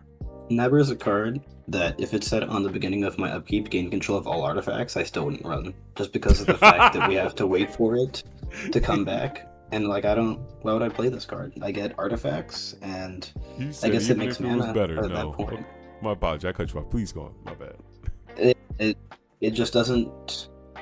It doesn't help me in a way that the deck already doesn't do well. The deck makes mana. Treasure Nabber makes mana. I don't really have a use, because if I went to my turn and I had the mana and I didn't win, it doesn't matter if I sacrifice their stuff or not, because that already wasn't intended. I'm not trying to remove their rocks. I'm trying to just win, and removing their rocks does not help me win. That's fair. Very fair. We also going one more thing from Bissy. Very good reasoning there. One alchemy I've seen, notably to Gen Fusion, seen some blue farm lists running it, and maybe that's another list that we can discuss in the future about Treasure Nabber lists. But we have Bissy Backs and Sam. This is also a reason to have multiple Final Fortune effects. Your best that predictable counter panel with Grand Abolisher into Final Fortune, or Final Fortune turn and then Final Fortune turn to push. Slight misunderstanding to the typing right there, but I'm guessing he's backing up your reasoning for wanting to run Final Fortune plus the Last Chance or Chance for Glory as like multiple ways. Because in earlier comment I missed here, we have basically bring up Neko Dom needs 2 to 4 Final Fortune effects and a high level of skill. So flowers to you there. Oh yeah. Hey, you're a brave man, Alchemy. You're a brave man. I played Necro Perniciously. I played Necro Dominance in one list and realized like, yeah, this is good, but that no graveyard. I took that book out my list. I was like, yeah, this is for the kings. I'm gonna let this one go. Of love, of course. This is a powerful card, but yeah, y'all please, if there's any other touch on points, y'all, we got another 15 minutes for this list. Do you think that you could make room for? Could there be room for Sonhalf? Because Sonhalf can also combo with Dual Gaster Mage, and allow you to tutor up. If you have a tutor on the stack, it allows you to tutor for any spell. Or if you're running Lightning Bolt, which you're not, but if you were, it allows you to deal the infinite damage through not having to go to combat. Because Dual Caster Mage, at least to my knowledge from what I'm seeing from your deck, only combos with the Molten Dupe, yeah, Molten Duplication and stuff like that. Do you think do you think there's a way for that to make it in? Or Sonhalf is one of those cards that when I played Anala and when I played Rockside, this was one of the cards I have in hands. I'm like, this card does nothing. At least Molten Duplication you can use on like a Wish Claw and do something with that. Or maybe you Molten Dupe on a Grim Monolith, or you have a bunch of red mana from a Jessica's Will and you Molten Dupe your Felwar Stone to turn it into black. Sonhalf is one of those cards that doesn't, like, let's see, it makes double Ranger Captain could be good, double Facebreaker could be good, double Orcish Bowmasters could be good, and that's about it. I guess double Stitcher Supplier does some weird stuff. I don't know how you even turn that into a win. Yeah, it's a little bit of a delicate spell, most certainly because it's only a combo piece in a combo line that you're currently not running, right? So you'd be taking on a lot of extra flack for running a card that is most certainly probably going to be dead most of the time in your hand. I just thought about that, just as another option. Very just to throw this here while you all are talking about Sonhalf, we have a statement from Azzy saying Sonhalf, your goblin double into a top and citadel citadel sounds fun from Azzy. Also, we had a follow-up question for Busy, but I'll let you all talk a little bit more on the potential of Sonhalf with your goblin engineer to get the double tutor for top and citadel. Well, then at that point we still need Trash for Treasure or Welder, right? Which that just wins by itself because I'm not running top, because I just raw dog it with Citadel. We just get there off of pure hoping. So Gotcha. I'm trying to understand like the process in which these spells resolve, right? So you would saw in half. You can't saw in half for both top and great, or right? Or no, they go to the graveyard, or both of them, right? Well, engineer So gets any doesn't it only reanimates 3 or less, but it can get any artifact in the yard. Yeah. okay. So And then it's welder that reanimates any artifact. Mhm. yeah. It exchanges them. Okay. Yeah. Also, something I learned with Welder, sorry to cut you off, but something I learned with Welder somewhat recently is it doesn't have to be yourself. So if opponent has like a Graph Digger's Cage on the field, you can swap like their Graph Digger's Cage and their Lotus Petal in their graveyard. yeah. Yep. Which I I have thought seen was it be pretty fun. used as a piece of interaction before. It's hot.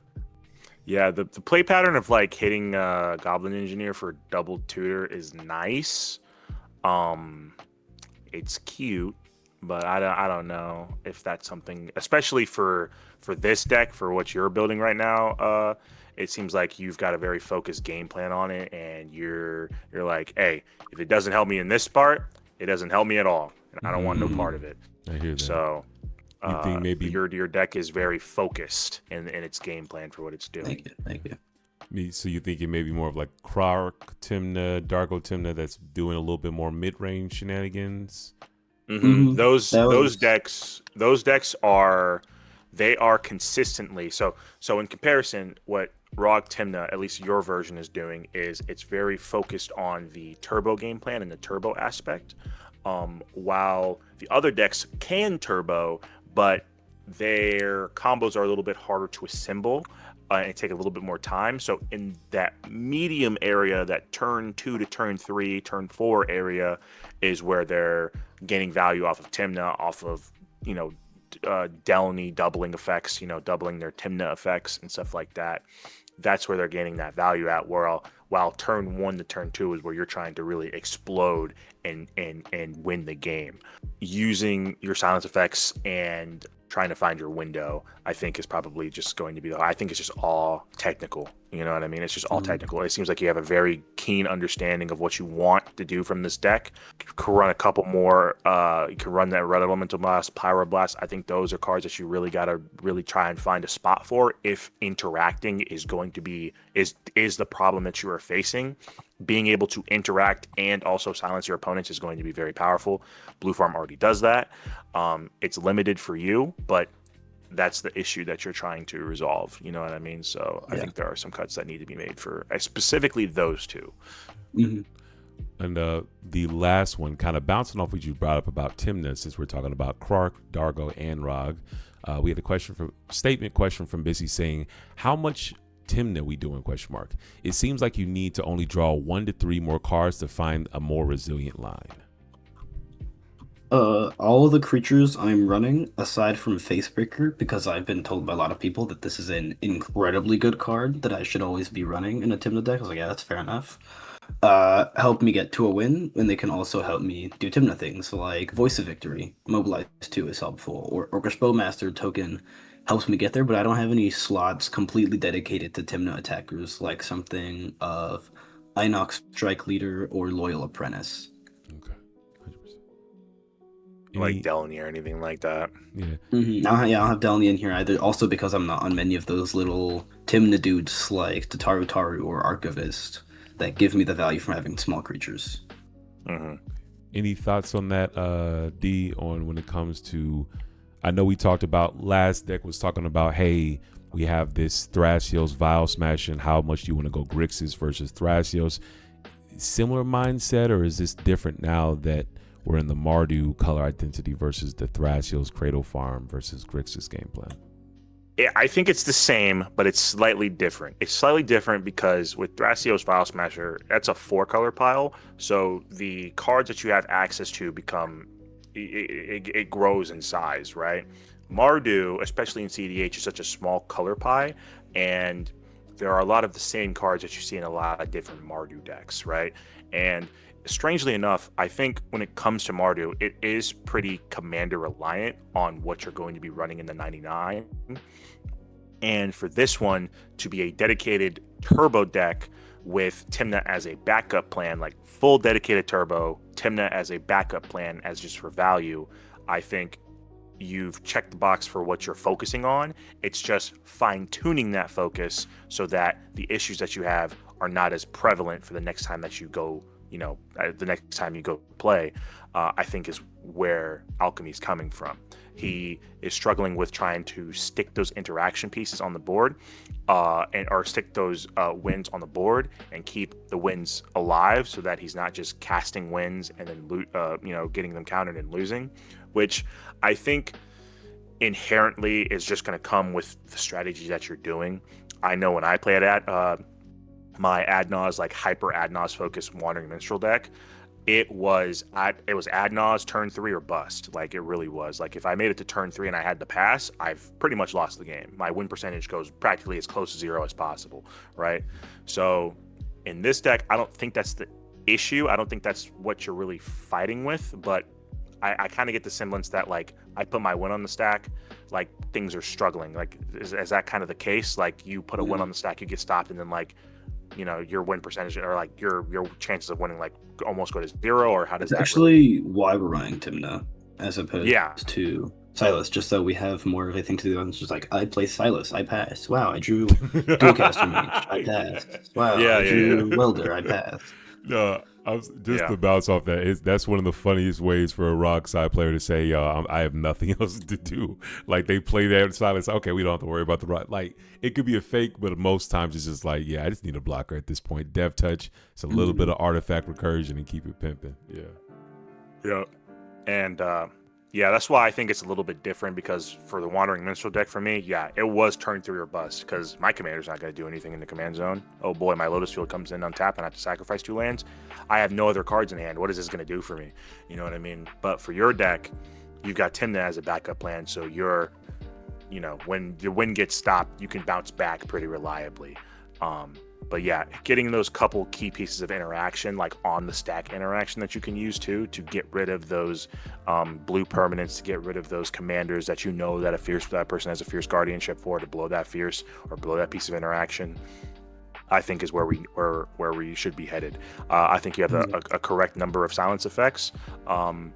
I think there's one more that's also a creature, that's a dual face creature. I forget what it's called. Revel in Silence. Revel in Silence. Producing white is incredibly hard. I'm only running Ranger Captain as my white spell because of that reason. Well, you've got Grand Abolisher in here too.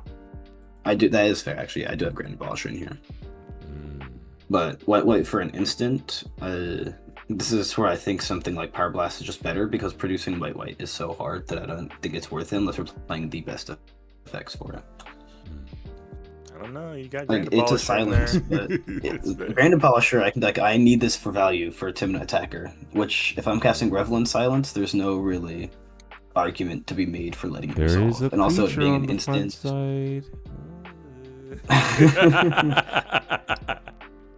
Keep going. My bad. No, you're good. My only thing is that if you're running Ranger Captain, you're running Grand Abolisher, there could be an argument for Revel in Silence as an instant speed silence effect that can be used as interaction against your opponents and to protect your turn also. It's just a thought. You're already running these two very, very powerful, mind you, very, very powerful effects in your deck already that are double white. One of them being double white and another colorless too. But those effects are powerful.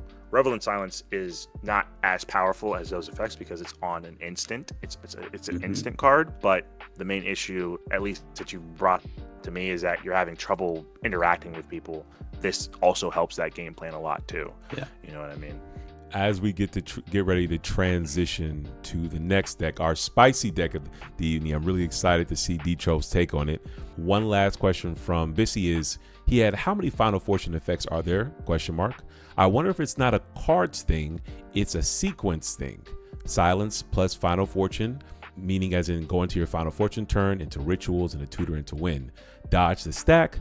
Never mind, family first, always 100%.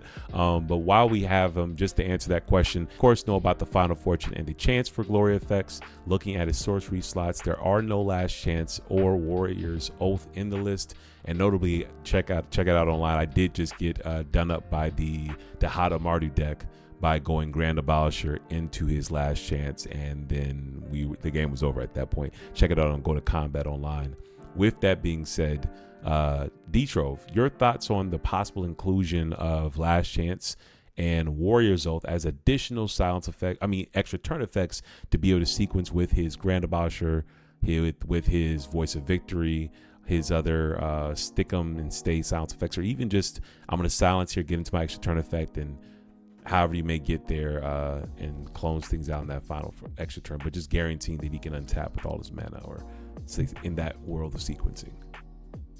Yeah, because we're on so many silence effects, and like 3 of them being creature silence effects, I think that is the play pattern that has to be adopted, because you don't have access to blue, and you also are trying to play such a quick game too, that when things have to slow down, you have to sequence in such a specific way in order to get the most out of the spells that you're casting. Because, blue deck's got it pretty easy. They got the counter spells and they got the card draw, right? So if spells are being slung and there's a risk study out, you're at least being rewarded for a stack battle happening, right? Right. In this case, it's not really going to happen that way, because you only have access to a limited amount of counter-specific spells and a limited amount of silence effects.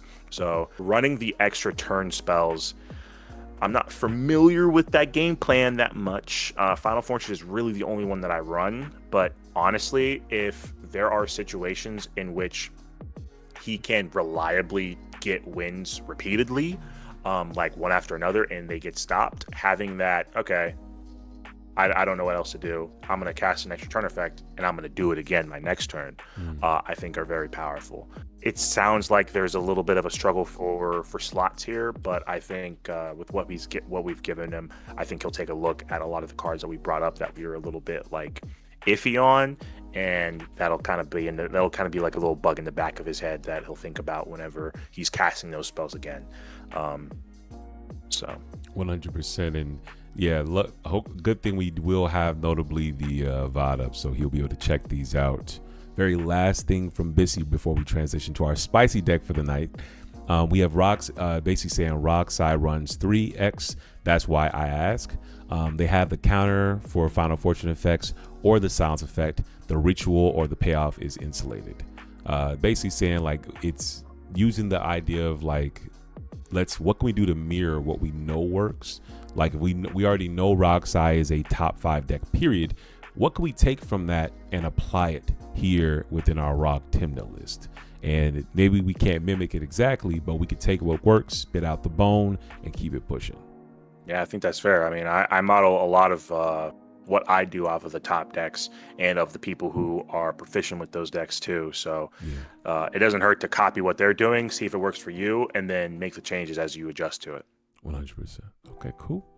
Well, thank you, Alchemy, for this amazing Rock Tymna list, percussion with the bracket salt. Y'all check it out. And also, I didn't get to give shout outs, but also check out Bissy Baxton's list. If you're looking for it, just look up Kefko on Google and you'll find his account. And so you'll find his account across multiple theses. So if you want to find his Thrasios Vial Smasher list, check him out. Just look up Kefka, Kefka on Google, and then you will be able to you'll be able to browse and find his Vial Smasher list. And so we want to give shout outs to Alchemy for his list as well. And we'll have these linked in the bio if you're watching this on YouTube. But last and certainly not you want to introduce this last one out, D-Trove? Yeah, so I'm saving this one for last because this is what we call a blast from the past. This is Araumi of the Dead Tide. I can explain the commander or read it out for you. So for a colorless blue and a black, you can tap Araumi, who is a 1/4. Tap, exile cards from your graveyard equal to the number of opponents you have. Target creature card in your graveyard gains Encore until end of turn. The Encore cost is equal to the mana cost. Exile the creature card and pay its mana cost. For each opponent, create a token copy that attacks that opponent this turn if able. They gain haste, sacrifice them at the beginning of the next end step, activate only as a sorcery. Okay, I'm done reading that essay. So, this is from a quick shout out. This is from Lunatic. Also, I met him originally from the Rionia Fire Dancer community, so shout out to him. But go ahead, brother. Yeah, so I call this a blast from the past because I think this was a popular commander that was played in cEDH before I played cEDH, I believe. Like right after Flash got banned, I want to say. Like right after Flash got banned, I believe this was a commander that was being played. Um, yeah, man, this is something. This is a very interesting deck that I wanted to talk about because um, I'm gonna go in a little bit on it a little bit, but it's of love, like TTC says. Like I think I don't like to use, hey, can we do this in with a different commander very often, right? I like to give everybody their chance to do their thing with the deck. From Luna's form, he said that this was a bracket 4 deck that he's just put all the fast mana into and is just trying out, seeing if it's cEDH viable. I think it can be cEDH viable. I think it 100% can be. The main issue that I have with this deck so far, right, is it is playing like a value reanimator deck.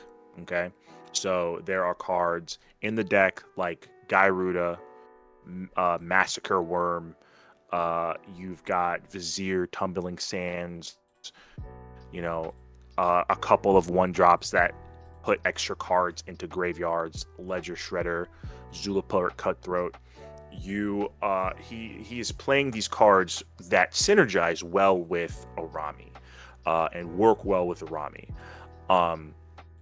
The only issue that I have with this is that these are cards that you could potentially draw off of your Rhystic Study, or you could potentially draw off of your draw engines. And I never, ever want to see a Massacre Worm in my hand. I don't want to see How do you it. feel when I play T-Man? I gotta put a freaking Miram Sentinel Worm from my head into the graveyard. This is trash. Get rid of this. Yeah, I don't want to see those spells. So when I talk about this deck, I'm going to approach it from 2 different angles, right? I'm going to approach it from the angle of, okay, let's see if there's some other commanders or some other game, or the game. Let's see if we can make this game plan under a different commander, and I'll list off the reasons as to why I believe that's the case. I'll do that first, and then I'll also go down the path of, okay, Araumi is dead set the commander that we're using. We're going to work with that, right? So continuing on this first path, the other thing that I have a kind of a little bit of a gripe with is Mesmeric Orb. I do not think Mesmeric Orb, unless your commander specifically says every time an opponent mills a card from the top of their library to their graveyard, you draw 2 cards and you make a treasure token. I don't ever want to see this in a commander deck in cEDH. I'm not gonna lie. Your commander has got to do something buck wild for me personally to consider playing Mesmeric Orb. The most prominent decks in cEDH right now are all graveyard decks that are all playing at flash speed and all have more colors than you do. I don't think this is really worth a slot.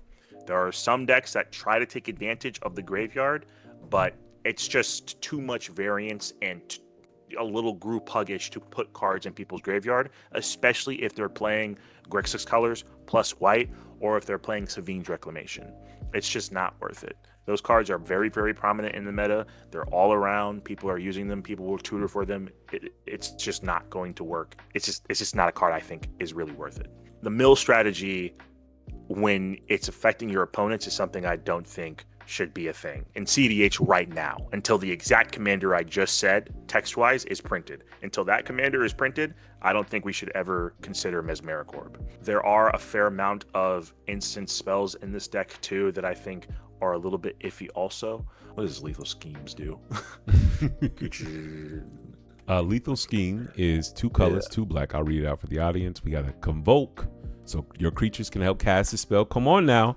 Each creature you tap while casting the spell pays for 1 colorless or 1 mana of that creature's color. Destroy target creature or planeswalker. Each creature that convokes this spell connives. Draw a card, then discard a card. If you discard a non-land card, put a +1/+1 counter on that creature. Okay. So actually, I'm gonna put a pin in this right now. Not in that spell specifically, but in this whole instance and sorcery thing right now. I'm gonna put a pin in that, and I want to go all the way back up to the commander. And I think what I'm gonna do is I'm gonna attack it from the top all the way to the bottom. Let's go.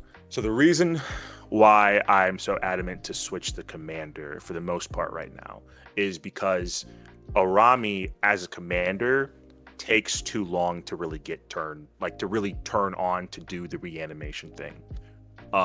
It enters the battlefield, you cannot activate it immediately. You have to tap it. It has summoning sickness. Okay, that means you have to wait a turn cycle if you don't have things like lightning greaves or swiftfoot boots. Right? If you don't have those spells, you have to wait a turn cycle.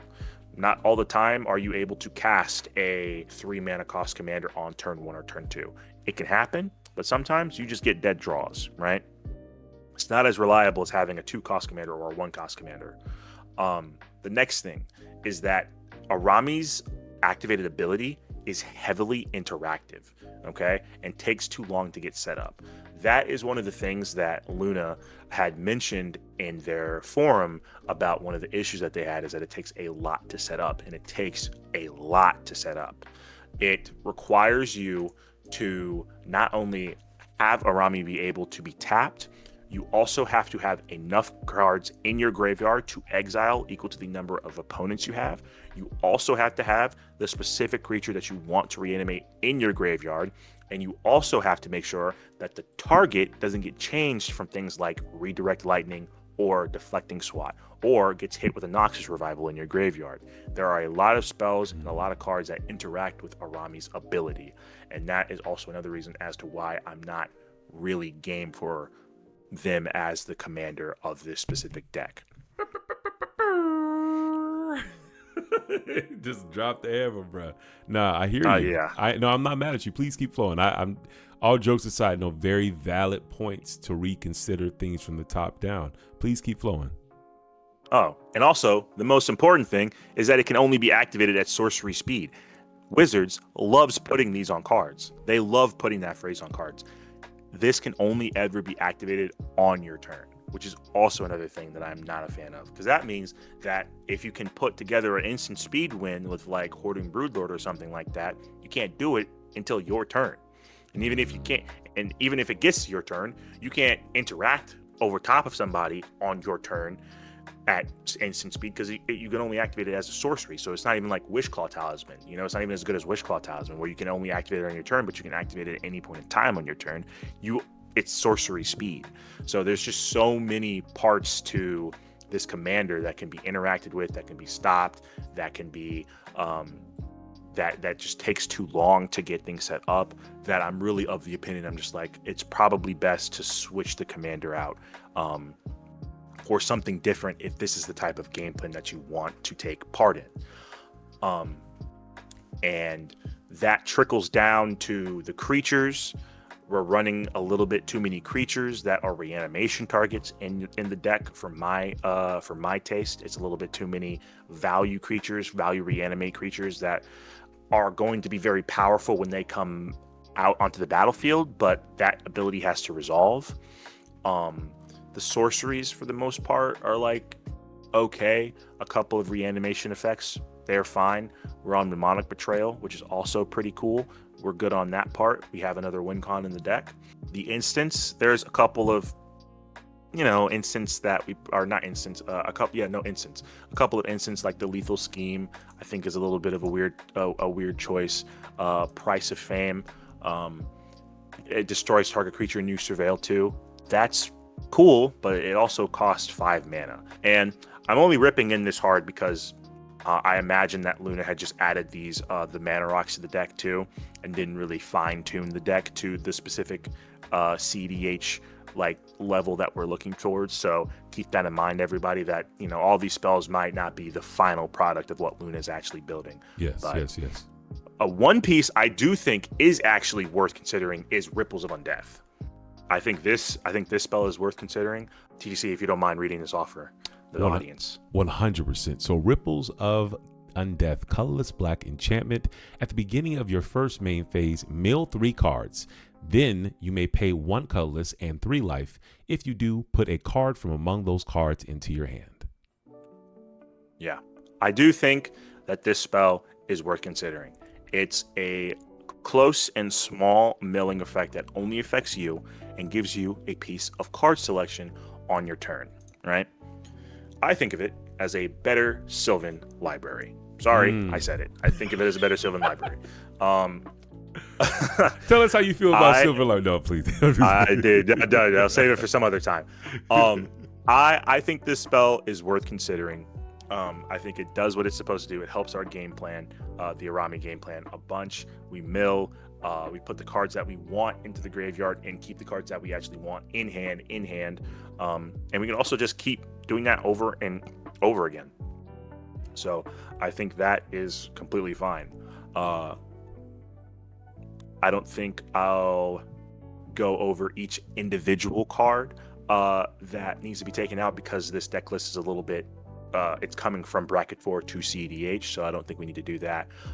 But I will say just two, and the land count is pretty high too. So yeah, I think it's just a conversion. It's in the process of converting over to cEDH. So, but what I will say, some commander options if Luna is not attached to Araumi, that is. I think Gyruda, which actually just topped a cEDH tournament recently, I think Gyruda is a perfect commander that does the milling thing that mills everybody, but also it does it in such a way where you capitalize so heavily off of it that it's actually kind of ridiculous.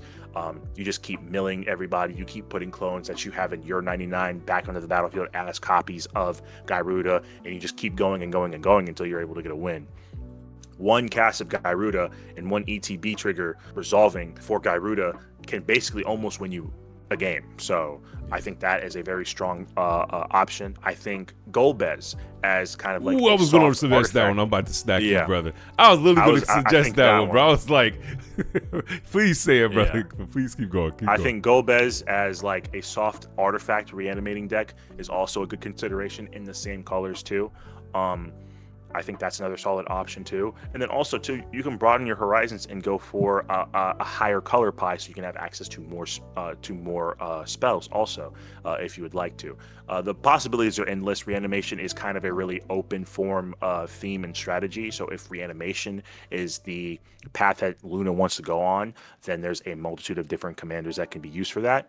But sticking to the color identity that we're going to and the similarities that we're going to, I think those two are pretty good.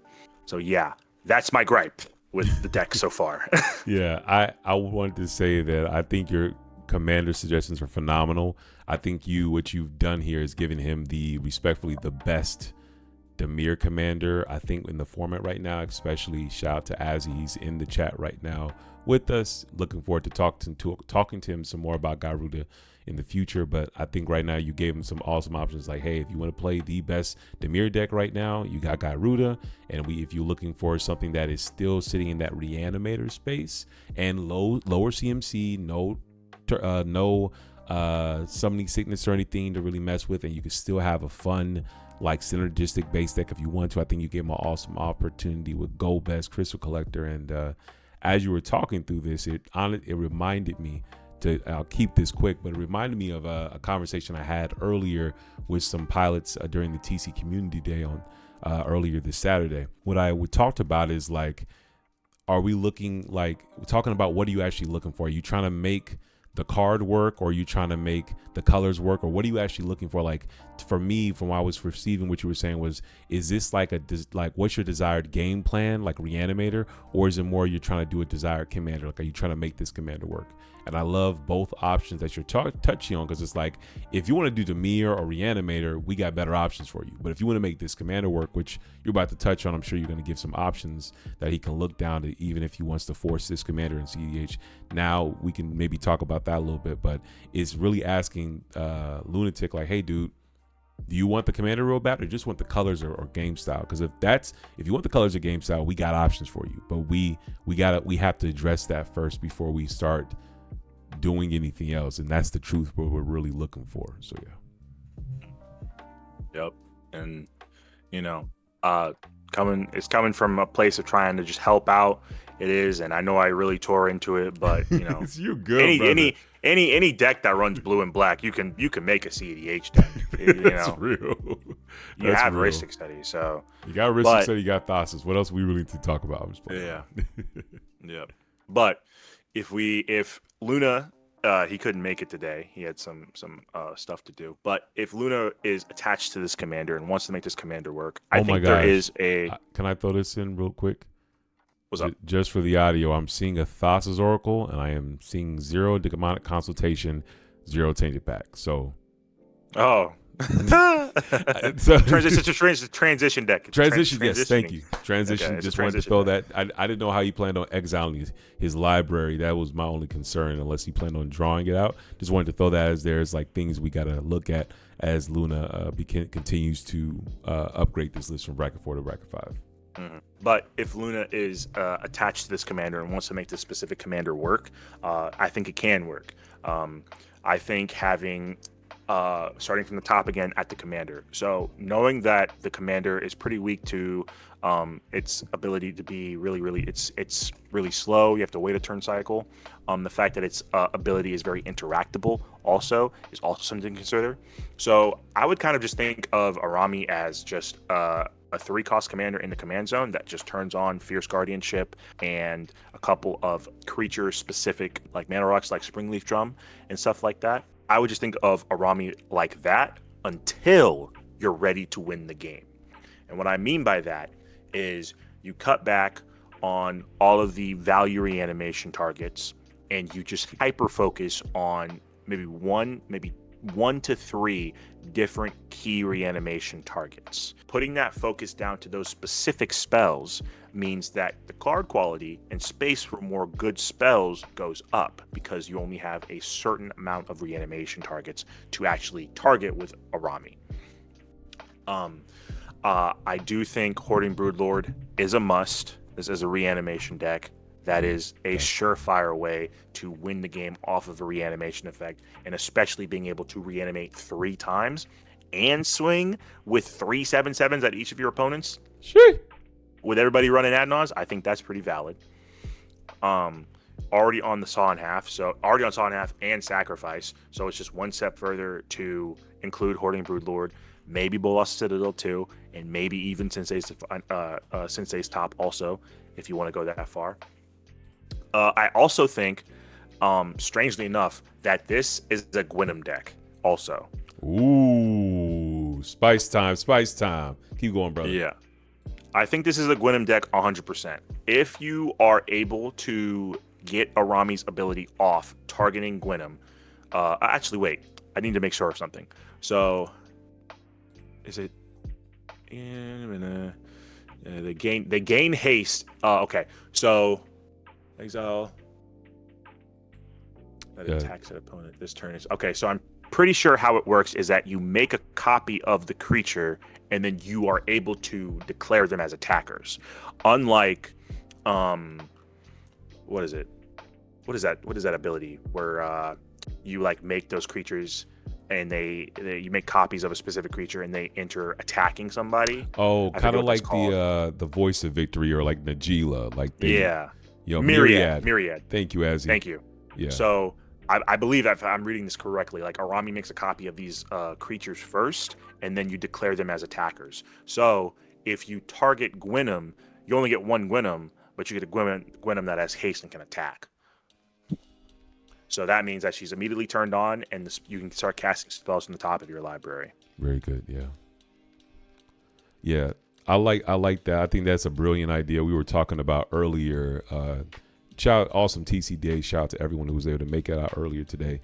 We were talking about like, hey, if you run Bolas's and you're a Reanimator deck, it may need to be considered to also run Gwynam as another redundancy to that effect. And I really do agree that if you're on Hoarding Broodlord, you're on the Bolas's as a piece to go into it, meaning your land base can then shoot down to 24 to 26, including MDFCs, depending on how you're feeling.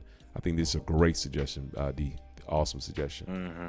I also think that it's not too out of the book to also include like Lightning Greaves as a spell in the 99 also, just to be able to turn on Araumi immediately, and to also turn on the ability to attack with Gwynam. Also having access to Lightning Greaves is actually pretty strong in this case. Other than that, other than those two targets, there might be room for like a special third one that you could probably find an excuse for.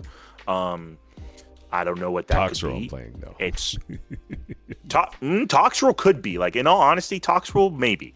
You have your two reanimation targets that allow you to just flat out win the game.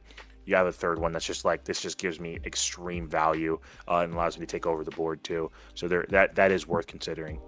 Yeah. I just don't think you need the value reanimation targets because it's just a lot of investment and it's too slow and it's just going to take too long. They're going to be really, really powerful, certainly for bracket 4, but for cEDH, I think it's just going to have the Thrasios like effect where you're just kind of like dirtling and you're taking a lot of game actions, but they don't really progress you as far as you would really want to go. Where you could just be, where you could just turn the corner and win the game with a tutor. You know what I mean? Yeah, I definitely hear what you're saying. Like, I agree. Where it's like, if you're spending the tomb and reanimate to go get a Toxrill, why not just win the game with a Hordy Root Lord or a Gwynam or whatever, not with like Shallow Dance or Corpse Dance, Shallow Grave or Corpse Dance as options to give Gwynam that haste. But keep going, brother. Yeah, and I also think that there's not really a need for a lot of these untappers in the deck either, like Fate Stitcher or Dramatic Reversal. I don't think there's really a need for either of those spells in this deck. I think the only untapper that is worth considering is probably Tezzeret, the Cruel Captain. I think that untapper is worth considering for the fact that the matter that it gets you when it's colorless mana. You cast it, it enters the battlefield, and you minus it. You're able to search for mana rocks. It gets bigger off of the mana rocks you cast, and it untaps target artifact or creature. So it does target Araumi, and you're able to untap Araumi. I worry for game modes where you are tapping Araumi multiple times because you'll end up having to exile 3 cards the first time and then choosing another creature and then exiling that, and then you untap Araumi and you have to exile another 3 cards and then a card that you're trying to reanimate again. So it depends on how consistently that you are getting a lot of cards into your graveyard. It depends on that, as long as you're not using Mesmeric Orb. It depends on that. I also think that I think Tezzeret is a solid option as an untapper. I think there probably could be room for a Dramatic Reversal, actually, now that I'm thinking about it, because unfortunately, and this is another point against Araumi also, is the fact that it gives your creature Encore, but you still have to pay the exact mana cost to play that creature too, right? It does not change the fact that if you had that card in hand, you'd still have to cast that spell. It just changes the fact of like, oh, if I cast this spell from my graveyard for 8-9 mana, I get to have 3 extra copies of it, which is like powerful, but you still have to invest that large amount of mana into those spells too, which is a knock against it. I also want to very quickly ask about Dramatic Reversal when it came to generic ramping. I know a lot of the turbo lists right now, and Grixis especially, that don't have access to green. They're using Dramatic Reversal to untap their Mana Vault, their Grim Monolith. He's running Basalt over Grim right now, but I'm sure that's a transition card.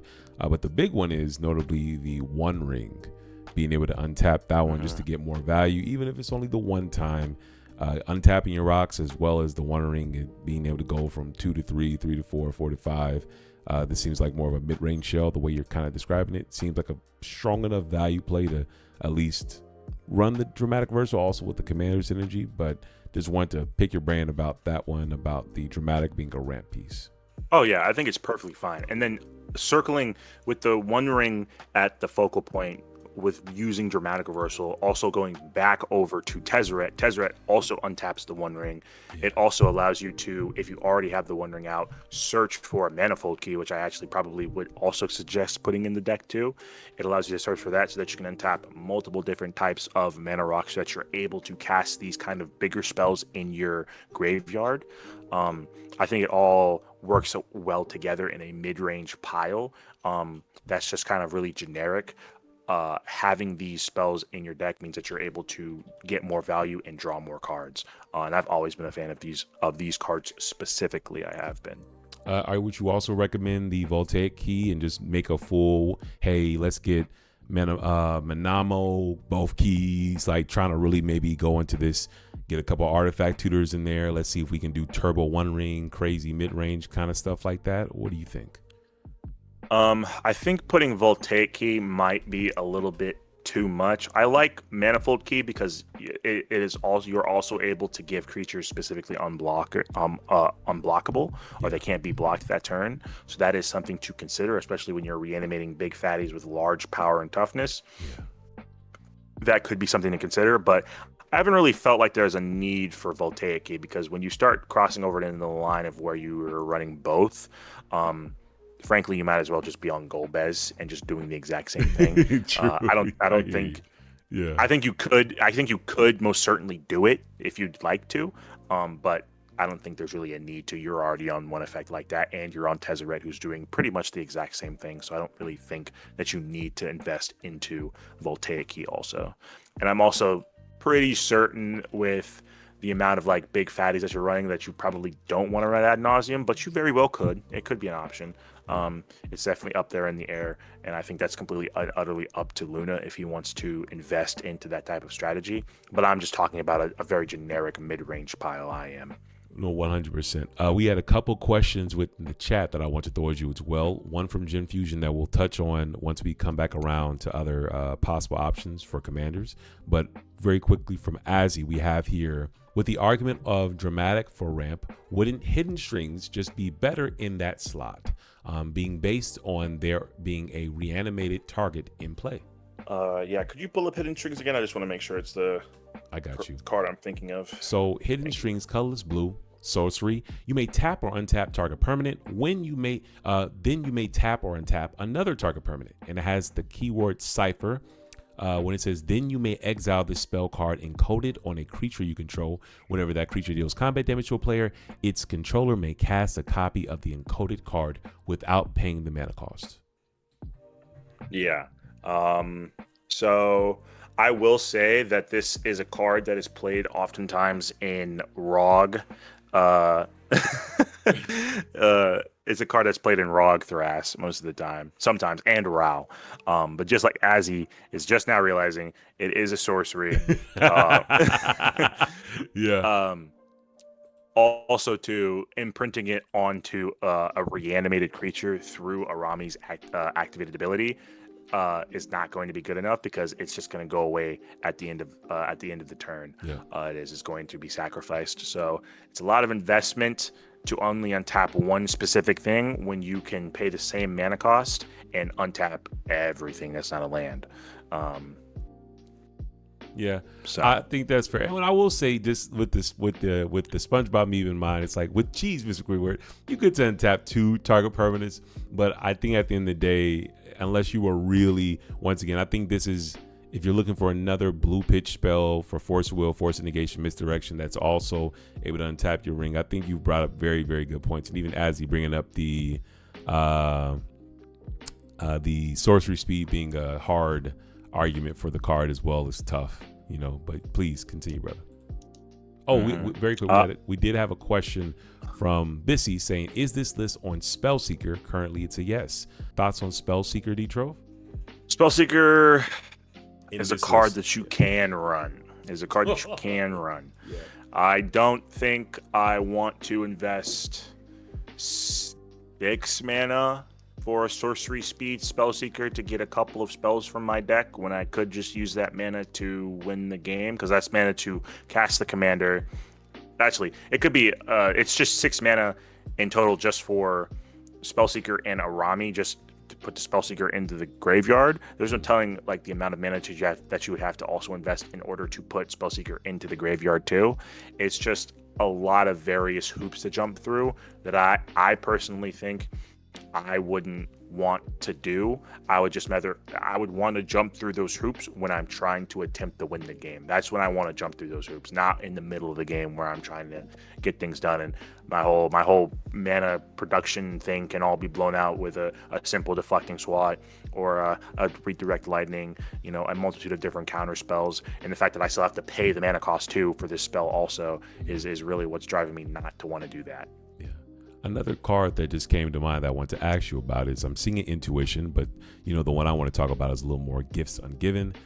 Since we are doing some shenanigans with the graveyard, even though your version you're bringing up is not as much with the graveyard, do you think this would be worth maybe doing the Intuition line with Thras' Oracle, Reanimate,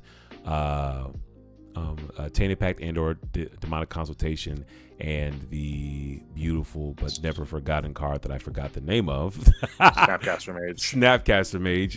Yes, thank you. I think it's 100% worth it. So I think this deck, it's not graveyard focused, it's graveyard adjacent. Personally, I think it is. I think Snapcaster Mage, it's a card I want to be good, like to reanimate with Araumi, because like getting access to a litany of spells again from your graveyard is like really, really powerful. My only worry is still that Araumi can only be activated at sorcery speed. If this was at instant speed, I think there could be a case for this. I think Snapcaster Mage does go in the deck, but it's just the unfortunate play pattern of it. If I'm activating something at sorcery speed, I want it to be able to win the game. You know what I mean? And I think there is room for the Gifts Ungiven reanimation pile, because you're already going to be on Reanimate for Hoarding Brute, so it fits in with the other packages that you're already going to be running anyways. And I think having access to the Snapcaster Mage as a way to have, hey, this is another way to get a piece of interaction back from my graveyard just in case, also is worth considering. Okay, 100%, I dig that. Before we get to Gen Fusion's earlier question about other possible suggested commanders, I wanted to just ask, is there any other suggestions and ways to make Araumi specifically work as a commander within Bracket 5 being cEDH? Mm-hmm. I also think that there is room for Praetor's Grasp and Lion's Eye Diamond. I think having both of these spells in the deck while you're already running Brain Freeze means that you are also able to Praetor's Grasp somebody's Underworld Breach from their library, and you're able to go for an Underworld Breach combo. You're already on Brain Freeze. Lion's Eye Diamond is a surefire way under protection if you're running with something like Defense Grid or any Malevolent Hermit, which is also like a silence effect also. If you have those spells and you're under a silence effect, you are able to win the game with Underworld Breach when you have the other two combos. 100%. Nah, I love those. We have another question from Bissy Baxton to the community. Isn't there a 1-card combo with Buried Alive? Does anyone know? I believe it is the one where you do it's with the ooze, Necrotic Ooze. Oh, and it has like all activated abilities of all creatures in graveyards or something? You use Necrotic Ooze or something, and it's like Walking Ballista plus something else. I can pull it up very quickly because there it is. Well, this is the one I'm familiar with. Necrotic Ooze, Phyrexian Devourer, and Walking Ballista. You Buried Alive all 3 of these cards, and there's also an artifact version of this one as well. And you just reanimate the Necrotic Ooze, then you just have the activated ability of Phyrexian Devourer to exile cards from your library, and you also have the ability from Walking Ballista to turn those cards exiled and the counters created from the exile from Phyrexian Devourer into pings, with Walking Ballista's ability to remove a +1/+1 counter to do 1 damage to any target. So if you wanted to go that really heavy into that reanimator tech, that is another option that we can look into. Buried Alive being, you can put 3 creatures in there, or you can just put the 1 in there, depending on how good cards he wants to get. What's your thoughts on that, Detroit? Yeah, so it's just another one of those focus things. You can build heavily into the Araumi game plan where you're trying to combo off with her and really kind of set up in a specific way to win the game off of her activations like super duper hard, or you can run a little bit more like card quality stuff that's just like, hey, the only targets I'm trying to reanimate are Hoarding Broodlord and Gwenem, and Arami's just here to get small incremental value if that comes up, but it's just a win con in the command zone because I'm able to win the game off of these key interaction pieces. When you're putting stuff like this in the deck, it muddles up the card quality, and you end up drawing these cards through your Ristic Studies, your Remoras, your other draw engines and stuff like that, and it becomes harder to really get your game plan finalized and tuned out properly in a way when you're drawing cards like this consistently, or maybe not consistently, but there is a chance to draw these cards. Right. Agreed. Yeah. Kind of going back to One Alchemy's point about why he wasn't running Sensei's Divining Top and Aetherflux in his Turbo Mardu brew.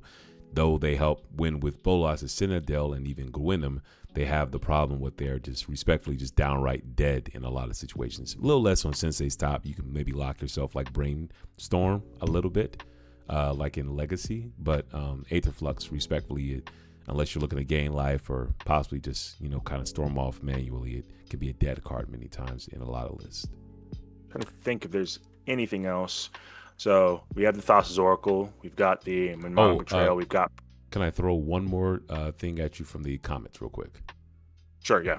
Another Buried Alive combo that we got from Azzy was notably Thoracle, Leveler, and Body Double, allowing us to put all three in the graveyard, and he brought that with Azami. You are able to, and plus a reanimation spell, you're able to bring back the either any two of these to be like, you can either do Body Double to grab something from the graveyard, or you can and use the Azami to make a copy of either the Leveler or Thras' Oracle to do there. There's another option if you want to lean there with that tech with Buried Alive as well. Yeah, quality issue as well, but similar thing where it's like a card quality dip, but yeah, just another option. It's not even the card quality dip also, because you can take card quality dips if your deck is very synergistic with the cards that you're putting in it. So just like your Tiamat list and Scion list, like you've got these big giant dragons that no one's playing individually in their cEDH decks, but they work in your deck because they're synergistic with what you're trying to do with your commander, right? Like that can work. The only issue I have is that Araumi is such a slow and interactable creature that people will see the game plan coming from a mile away, especially when graveyards are revealed information. I just kind of struggle to put any more emphasis around that aspect when it's already in people's face like it is, and it's so slow and it's so interactable too. I just worry about like the consistency of doing things like that is my only problem. I definitely hear you there. No, that makes sense. That 100% makes sense. Yeah. Before I want to keep that one on the mind. The Jim Fusion had a couple more suggestions, but we're gonna wait till you finish up on the suggestions for the 99 for running Azami. So yeah, we've actually got like 3 decent win cons in the deck too. I think Marvin, Murderous Mimic, is actually a pretty decent pick as like a pseudo haste enabler. I think that one is perfectly fine in there. I think Braids probably doesn't need to be in there. You got Ristic Study. You don't even need to. Yeah. As long as you mulligan to 0, you can mulligan to a 3. Yeah. Joking. I'm joking. Jokey. Yeah, I can tell that there's just a couple of cards in here that are just like, because it's a bracket 4 type of thing. Without going like super in depth card by card, I think it's just a total kind of rework or take out all the really kind of like fluff cards from the deck, that you're playing for bracket 4, and just if you want to keep Araumi as the commander, hyper focus on like 1 to 2, maybe 3 reanimation targets. Keep it at that. Make sure you resolve like some type of silence effect or have a buttload of advantage in hand and just overvalue your opponents, and then just win off of 1 activation of Araumi. And then the rest of the time, she's just a 3-cost commander that turns on Fierce Guardianship, Deadly Rollick, maybe if you're running that, and a couple of mana rocks that need to tap a creature down or something like that. I think just keep it at that for the most part if you want to keep Araumi as your commander. 100%. Yeah, thank you I love the balanced view. Like bringing this up again for for Luna. Really just saying like, hey, like we're not just bashing it. We also we are willing to meet you at where you're at when it comes to just making Araumi work in cEDH. With that being said, wanted to get your opinion, Bissy, on a couple cards, alternate commanders that Gen Fusion threw to us. Notably, the first one being Mirko. Not familiar with this dude, but we will learn this together. Ooh, no, not today. Hold on. Mirko, Obsessive Theorist, colorless blue, legendary creature, vampire detective, flying vigilance. Whenever you surveil, put a +1/+1 counter on Mirko. At the beginning of your end step, you may return to our creature card with power less than Mirko's from the graveyard to the battlefield with a finality counter on it. So what are my thoughts on this? As an alternate to Araumi, yeah. I think. What do I think? I don't know many surveil cards. We got a couple. Strangely enough, yeah, there's a couple that we can play.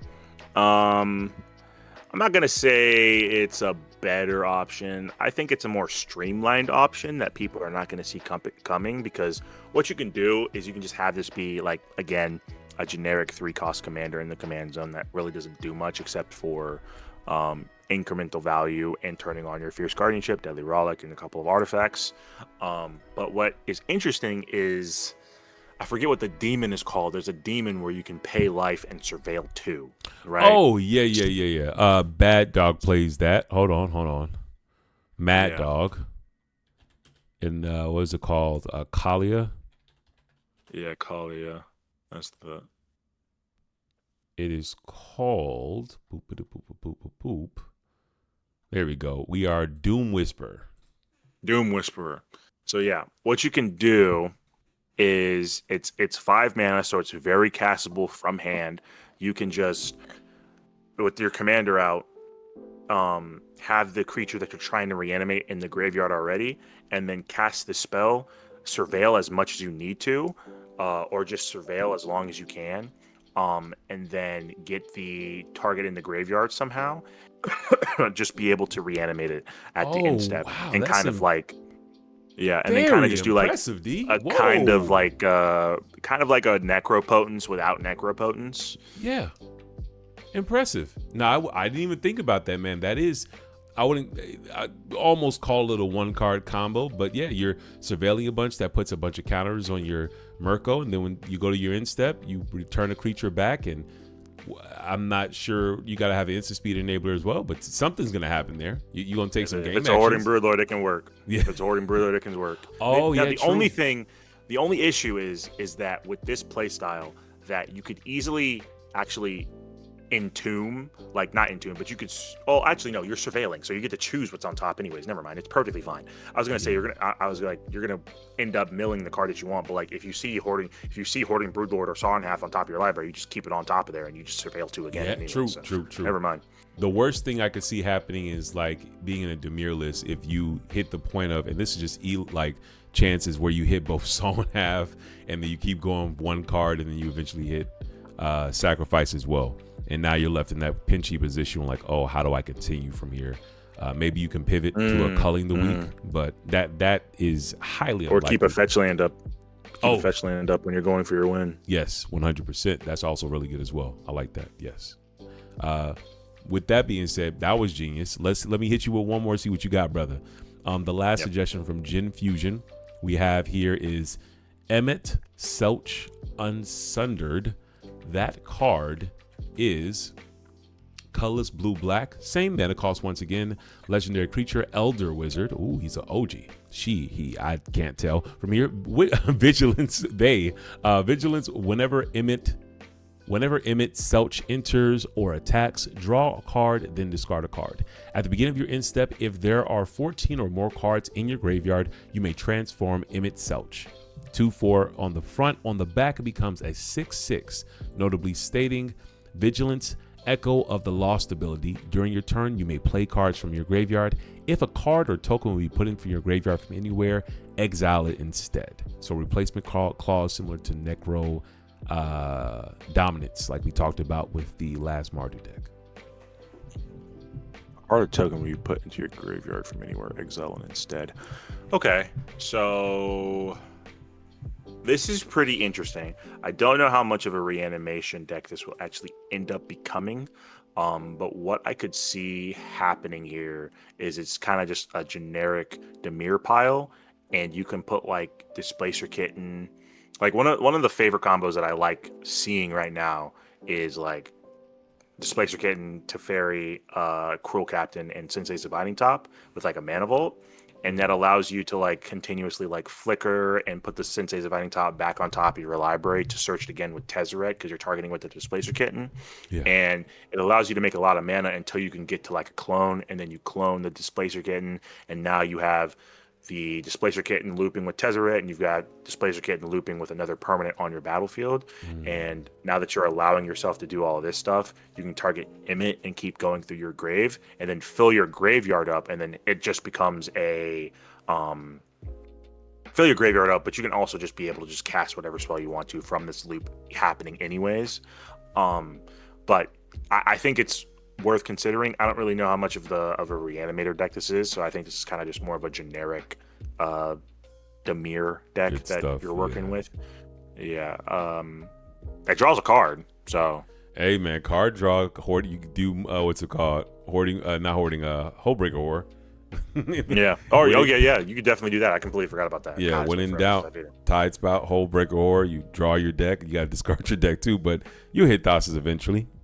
Run. What's that last card? You sack 3 creatures on board, reanimate from the graveyard since you're looting the entire time. Dread Return. Dread Return. Now at that point, you might as well just play Golbez, but Dread Return you can. But but this is Golbez tech basically at that point where you loot your entire deck, then Dread Return the Thasses by sacking the Hullbreaker Horror commander, and then the Narcomoeba, I guess. Nah, it wouldn't even come back. Does Narcomoeba come back?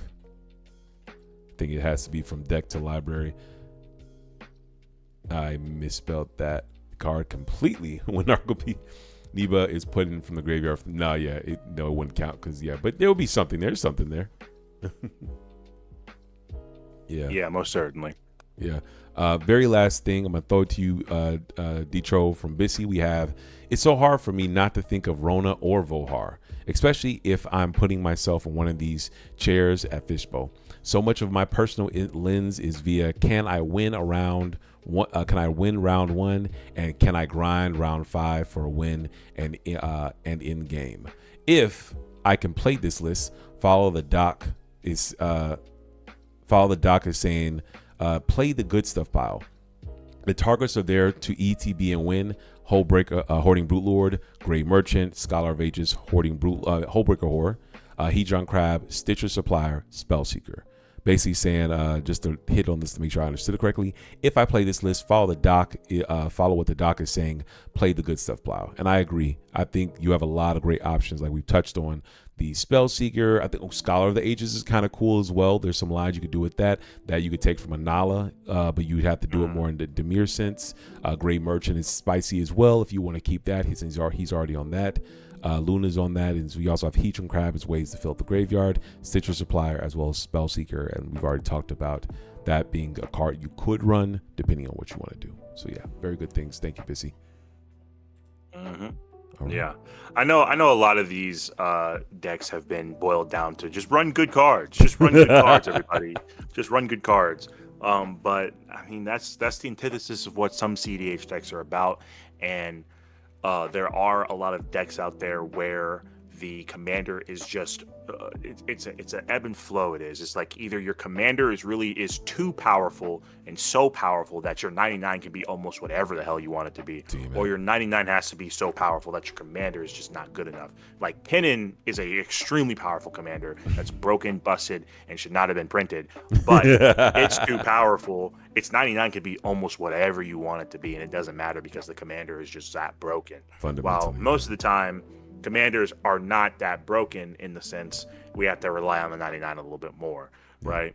So when the commander has all of these issues, you really got to make sure that the 99 makes up for those issues, right? And that's why I want to dwindle it down to key reanimation targets, just rely on the value engines, the game plan that's already been established to be working, and then work from there, right? That's what I want to keep in mind. 100%. Yes.